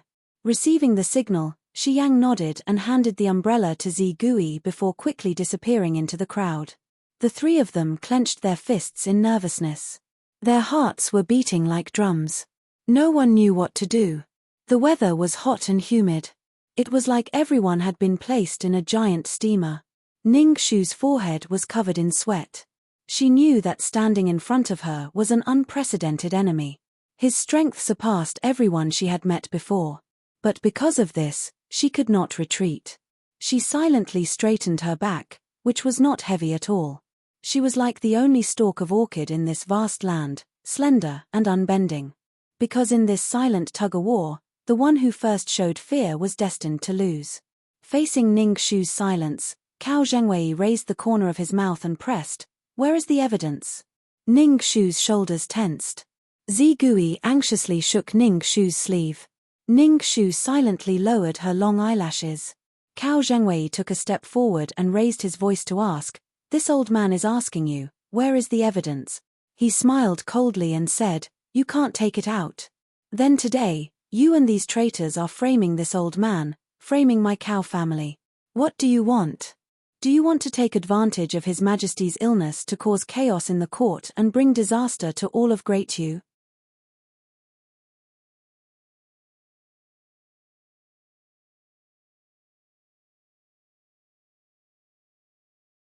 Chapter 641. But, I've heard of a secret. Before the Southern Yang's diplomatic mission arrived in the capital, the seemingly weak and harmless Princess Hexin, who is your mother, had met with the vice-emissary of Southern Yang in private and reached an unspeakable agreement. Could it be that your Ning family has already been bribed by Southern Yang and has become a traitor? Guards! Bring in the witnesses. Today, as a court official, this old man is willing to ask the common people to bear witness and carefully interrogate your Ning family's traitors for my Great Yu dynasty. One huge accusation after another was placed on Ning Shu. Their goal was very simple. They wanted to push Ning Shu and the Ning family into a dead end and eliminate her in one fell swoop. When the prepared witnesses were brought in, the situation was completely reversed. The common people were in an uproar. Careless. Ning Shu's heart suddenly stopped. She raised her head and saw Empress Cao leisurely appear on top of the Meridian Gate Tower. She looked down at her with a smile, as if mocking her for overestimating her own capabilities. This empress has been in charge of the 6 palaces and has been the mother of this world for 25 years. Do you think this empress is a vegetarian? If you want to be a good person who sets things right and can even throw away your own mother's life, then this empress has many ways to make you lose everything. If you sympathize with that stupid Zhao Mingzhen, then this empress will fulfill your wish and let you be the second him. Have a taste of what it is like to be a good person. Zi Gui stood in front of Ning Shu and shouted. She used her eyes to beg her to quickly retreat. She used her life to help her escape, but was pulled back by Ning Shu. Ning Shu gently shook her head. She looked around. Several hundred guards had already pulled out their bayonets and surrounded them. Cao Zhengwei wildly shouted, "Audacious Ning Shu, quickly put down your weapons and admit your guilt. If you are willing to kneel and kowtow to this old man 100 times and admit your crimes, then this old man may be kind enough to ask Her Majesty to leave your Ning family's traitor with an intact corpse. Ning Shu was extremely angry, but her heart was calm. She quietly looked at Cao Zhengwei, as if she wanted to see through his twisted human skin and his ugly heart. It was said that ghosts were frightening, but she had been in the underworld for 300 years. She had seen all kinds of demons and ghosts, but in the end, the most frightening thing was still the human heart. Cao Zhengwei's eyes were bloodshot, and it was as if he had fallen into a frenzy. You still refuse to admit to your crimes? Men, break this witch's legs for this old man. This old man wants her to kneel at the Meridian Gate for 3 days and 3 nights to beg for forgiveness. I want her to kneel until she dies.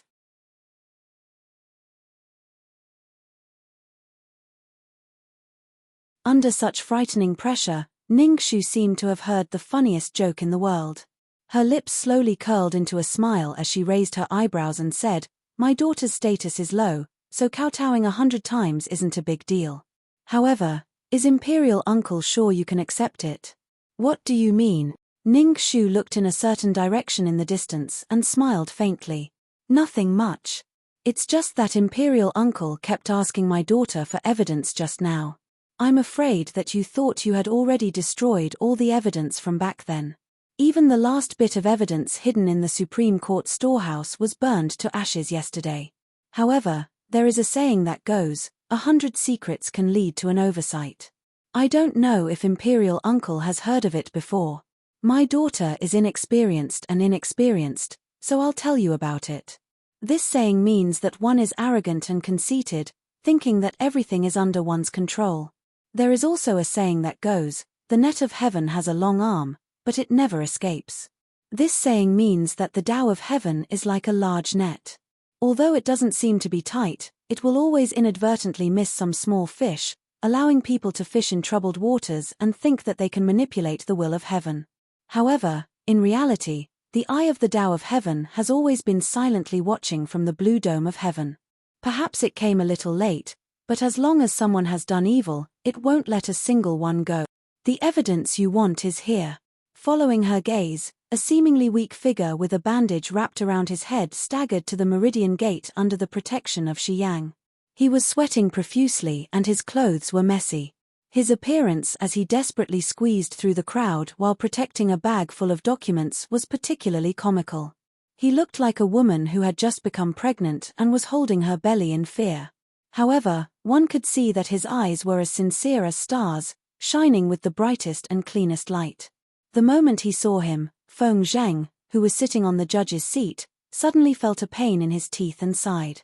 However, he heard Tan Siwei raise the bag full of documents above his head and shout in the loudest voice he had ever used in his life, "All the documents of the Hanjiang prefecture case from 10 years ago are in my hand. All the signed confession statements and fake account books are living evidence."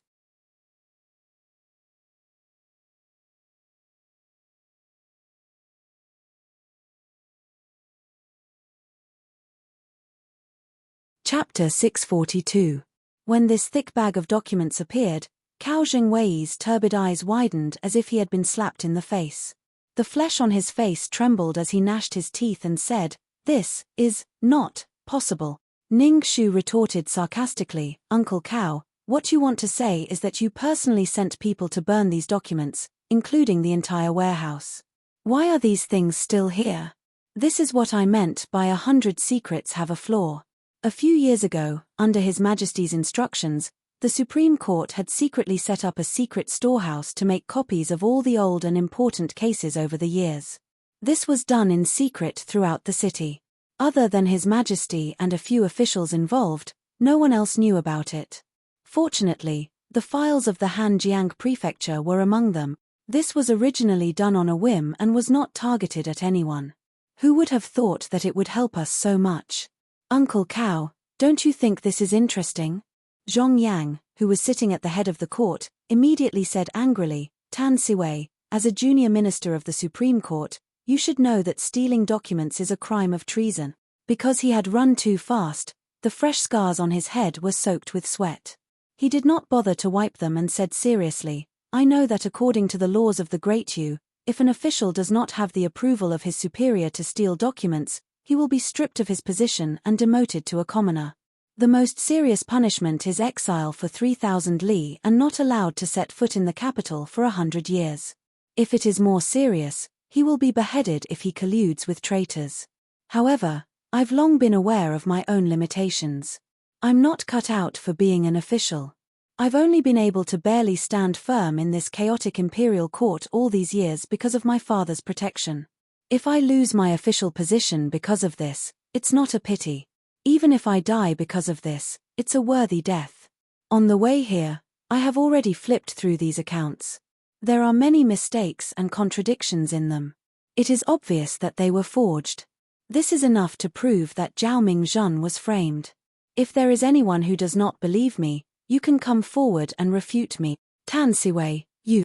Zhong Yang had a bellyful of vulgarities that he wanted to spew out when facing this reckless little kid, but when he met Chen Shi's fearless eyes, he was actually unable to spit out a single word for a time. Because he knew that this seemingly weak and easy to bully youth in front of him, at this very moment, was standing at the Meridian Gate with his back straight and standing together with Ning Shu. Against thousands of enemies, he had truly thrown his life and death to the back of his mind. However, blocking Zhong Yang's mouth did not mean that other people's mouths were blocked.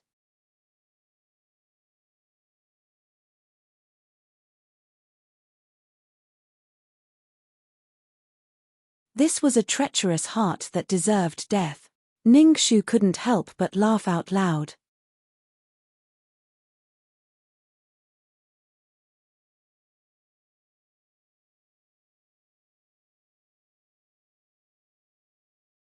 Chapter 643.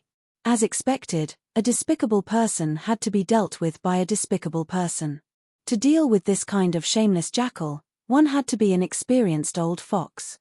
Ning Shu raised her head to look at the dazzling yellow light hidden on the city gate tower. Her lips curled. Calculating it, the time had come. Enough. Sure enough, when both sides had their own opinions and were arguing fiercely, the situation was becoming more and more chaotic and out of control. Empress Cao, who had been hiding behind the scenes, had her expression change when she heard the palace maid's report. "What did you say?" That evil creature dared to take advantage of this consort's absence to bring people into the inner palace to steal his majesty. How bold of him! She roared as she looked at the mess below the city gate tower. Her sharp nails dug into the vermilion railings, almost snapping off her jewel-studded nails. She finally couldn't hold back her anger and roared. This consort said, "Enough."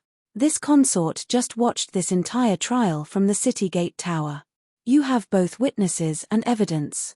This consort will believe that Zhao Mingzhen was framed. Just by relying on a fake account book that no one knows who instigated, you want to push the suspicion onto the imperial uncle?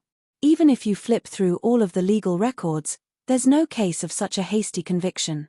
Unless you bring out the real account book, today's farce will end here. There are many suspicious points in Zhao Mingzhen's case. Postpone the investigation. This consort guarantees that the wronged official Zhao will be cleared. Everyone at the Meridian Gate is to immediately disperse. If anyone dares to stay and talk nonsense, this consort will punish them for serious crimes. Seeing that Empress Cao was impatient and wanted to cover up this matter, Ning Shu sneered in her heart. It seemed that the impatient fourth prince had taken action. That's right. Who would easily let go of such a great opportunity? Every prince that coveted that throne had a giant beast that could swallow everything in their hearts. Empress, you want to leave now? It's too late. You want to cover up this matter in a hurry and find a scapegoat to take all of the blame for the Cao family. Everything will be over and the Cao family will be able to sit back and relax. This is truly a good plan. However, you're underestimating all of us here. Since we've decided to carry out this plan today, we must play this show to the end. Ning Shu said in a clear voice, Empress, please wait. We do not know where the real account book is, but there is one thing that we do know where it is. Empress Cao's patience had reached its limit. She couldn't wait to cut Ning Shu into pieces. What else do you want to say? Ning Shu's eyes seemed to be burning with a raging fire. At this moment, She had no fear, only the persistence to pursue the truth.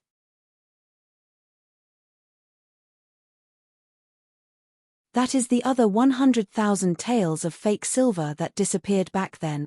Before my master died, he taught me a principle: anything that has existed in this world will leave behind traces. 200,000 tales of silver was equivalent to 20,000 catties of weight. Even if they wanted to carry it out and throw it away, it would be equivalent to the weight of 100 living people. Half of it was later found under Lord Zhao's bed, while the other half was still missing. Back then, Prime Minister Tan had led people to search the government offices and residences no less than 10 times, but they still couldn't find any trace of it. They even drained all of the water in the pond and dug up every inch of the ground, but they still couldn't find a single clue. This subject has always thought, was my master wrong? Was there really a way to hide everything in this world? It wasn't until 2 days ago that this subject experienced a smokescreen and suddenly realized that perhaps the missing 100,000 tales of silver had never left. Without waiting for Ning Shu to finish speaking, someone impatiently said, "Where is it? Quickly say it." This kind of secret that had been hidden for 10 years, other than the person who set it up, who knew how many times had been curious. There had even been people who had snuck in from far away, hoping to find a trace of it. Even if there were 10 or 100 tales of silver, it would be enough for a person to live a life without worry. Moreover, there was such a big secret involved. It's in the wall of the treasury.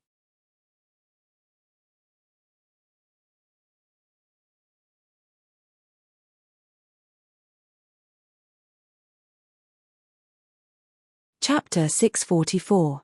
In front of Cao Zhengwei's eyes that were about to pop out of their sockets and the Empress' eyes that wanted to devour people, Ning Shu tore off their last piece of cloth. Yesterday, this little girl asked people to rush to the Hanjiang manor. An arrow for 10 li, smoke for 100 li. Just now, at the last moment of the trial at the noon gate, this little girl received the news that they sent back, proving that this little girl's words were not false. In order to prevent suspicions, my daughter specially instructed them to invite the thousands of people of the Hanjiang prefecture to be witnesses before they broke the wall. Every one of them could testify that the 100,000 fake silver taels had been quietly staying in that ordinary wall for so many years. They had been mixed with mud, smeared with white ash, and disguised as a wall. However, they were like the guilt that was buried deep in the heart. No matter how much they wanted to erase it, it had never disappeared. It had only been waiting for the arrival of today. The world will be revealed. When these words came out of her slightly pale lips, her voice was already hoarse. With every word she said, she tasted blood in her throat. However, her gaze was like an immortal bird that refused to bow its head. It was as if she wanted to burn all the light and heat in her body. Empress Cao's mind suddenly felt dizzy, and her legs couldn't help but sway. A palace maid rushed forward to support her. Ning Shu's last words were, "In 3 days, the fake silver personally supervised by Cao Guozhou will be escorted back to the capital under the witness of the people. This case is closed." Empress Cao's long golden fingernails pierced deeply into the palace maid's flesh, causing blood to flow. Her sharp eyes were like ropes, like whips, like thousands of sharp knives. She wanted nothing more than to cut Ning Shu into pieces on the spot and chop her into a pulp. On the tall city gate tower, in front of the wide noon gate, 2 pairs of equally sharp eyes, one above and one below, seemed to be engaged in a silent contest. And on the horizon, lightning flashed like silk. That was only a high and mighty phoenix that had been hovering in the 9 heavens for over 20 years. It had long since become accustomed to trampling all things in the world beneath its feet. On the other hand, the plant on the ground was just a little orchid that grew by the river. The moon-white tip of the flower was a little green, and it looked so weak that it could be crushed into a pile of mud with a gentle pinch. However, the long green leaves beside the flower were like sharp swords that guarded the faith in the heart. Whoever came to attack, they would fight to the death. Good for you, Ning Shu. You clearly know that as long as the commoners see the fake silver with their own eyes, there will be no turning back. But you still did it on purpose. You clearly want to be irreconcilable with this consort.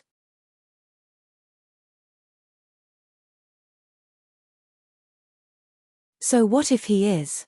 What was the point of being born if one could not redress the grievances and turn a blind eye to injustice? What was there to fear in death?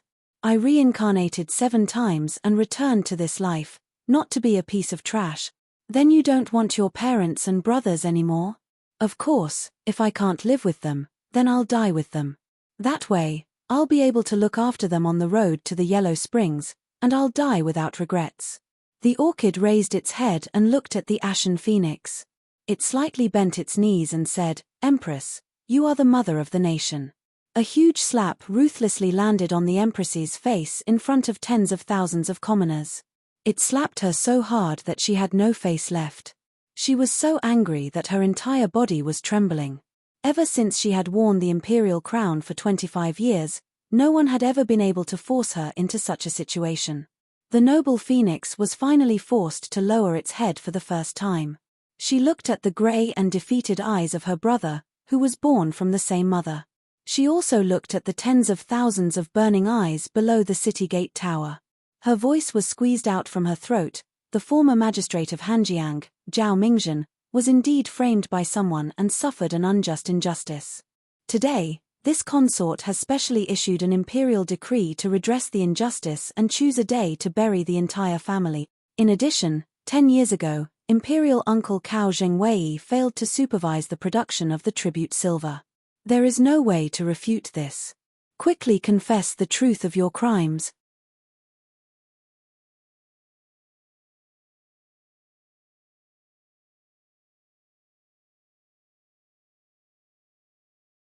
Chapter 645. This old official pleads guilty. Cao Zhengwei's iron-made knees finally collapsed. Along with his bent knees was his once insufferably arrogant self. Now that things had come to this, it was too late to take back the spilled water. Whether it was one person or the entire Cao family, both the Empress and Cao Zhengwei had made their final decision. Cao Zhengwei cried, "That 100,000 taels of forged silver is indeed related to this old official. This old official cannot absolve himself from the blame. This old official has let down His Majesty, let down Your Highness, and even more so, let down all my colleagues and the people here. This old official no longer has the face to live in this world. Please, Your Highness, on behalf of His Majesty, grant this old official the death penalty. I only ask that Your Highness allow this old official to plead before you cut off this old official's head." Although this old official was involved in the forging of the silver, this old official was too busy to pay attention to it due to the relapse of my old injuries. I was deceived by a scoundrel and only found out about the twists and turns today. If this old official had known about this earlier, how could I have let Lord Zhao cry out injustice and die? His forehead hit the ground with a bang, and soon, a patch of red blood appeared. The thick liquid dripped down his wrinkled face and onto his body that was full of scars. It was as if the old wounds had come back to life, and it was incomparably dazzling. Soon, an official stepped forward to plead guilty, reporting to Your Highness, this was this humble official's doing. It was this humble official who dared to take advantage of the imperial uncle's trust in this humble official to do this despicable thing in secret. Later, I was afraid that the case would be exposed, so I killed Lord Zhao. The imperial uncle was kept in the dark from beginning to end and had no idea at all. This humble official has been suffering from inner torment these past few years and has not been able to eat or sleep well. This humble official does not dare to hide this any longer and will atone for his crimes with death today. After he finished speaking, he actually took the sword from the guard's waist and placed it horizontally in front of his neck. In front of the tens of thousands of people, the scarlet-red sword fell to the ground. Blood splattered everywhere as he spat out a mouthful of blood. His body twitched as he breathed his last. Empress Cao sighed and said with grief and indignation, "So that's what happened. Imperial uncle, oh Imperial uncle, how could you be so foolish and let this subordinate deceive you until now? Now that the main culprit is dead, the case is closed."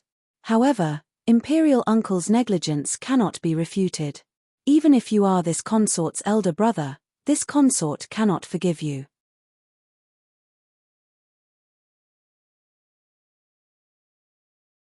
Today, this gong will place righteousness above family, strip you of your position as Deputy Prime Minister, and remove you from your position as a relative of the Emperor. From now on, you will be demoted to a commoner and exiled to Jingju, never to return to the capital again. Do you have any objections? Tears streamed down Cao Zhengwei's face. This old official thanks your highness for your mercy. Cao Huayu's eyes were red and he was about to rush out to plead for mercy, but Cao Zhengwei gave him a sharp look and shook his head to persuade him to stay back. He clenched his fists unwillingly and stepped back to his original position. As Empress Cao raised her hand, several Dragon City guards stepped forward and took off Cao Zhengwei's official hat, stripped off his official robe, cut them all in half, and threw them into the crowd, which led to a burst of cheers. Seeing Cao Zhengwei unharmed being taken away by Yong Chengwei and about to be exiled, Ning Xu's eyes widened in shock. She couldn't believe this fake farce, and her stomach churned. A scapegoat that came out of nowhere, and with a few words of demotion, and a few drops of crocodile tears in front of tens of thousands of people, it was actually so easy to resolve this grievance that even the heavens had been wronged. From now on, the coffin was closed and there was no more talk about it. Even the place of exile was deliberately chosen to be the place where the Cao family had risen to power 100 years ago. This kind of perfunctory, this kind of shamelessness, was this world's justice, in the eyes of this group of people, just a joke. What did the hundreds of lives of the Zhao family count for? What did Zhao Mingzhen's lifetime of integrity count for? What did Yuan Wanting's 10 years of waiting and generously dying count for? You're tuning in to the Dreamy Chapters YouTube channel. We're so grateful for your support and don't forget to subscribe to join us on this incredible journey through captivating stories. Your generosity through donations truly makes a world of difference, as it's the primary source of revenue that allows me to expand and enhance this channel for you. Thank you from the bottom of my heart for being a part of this adventure.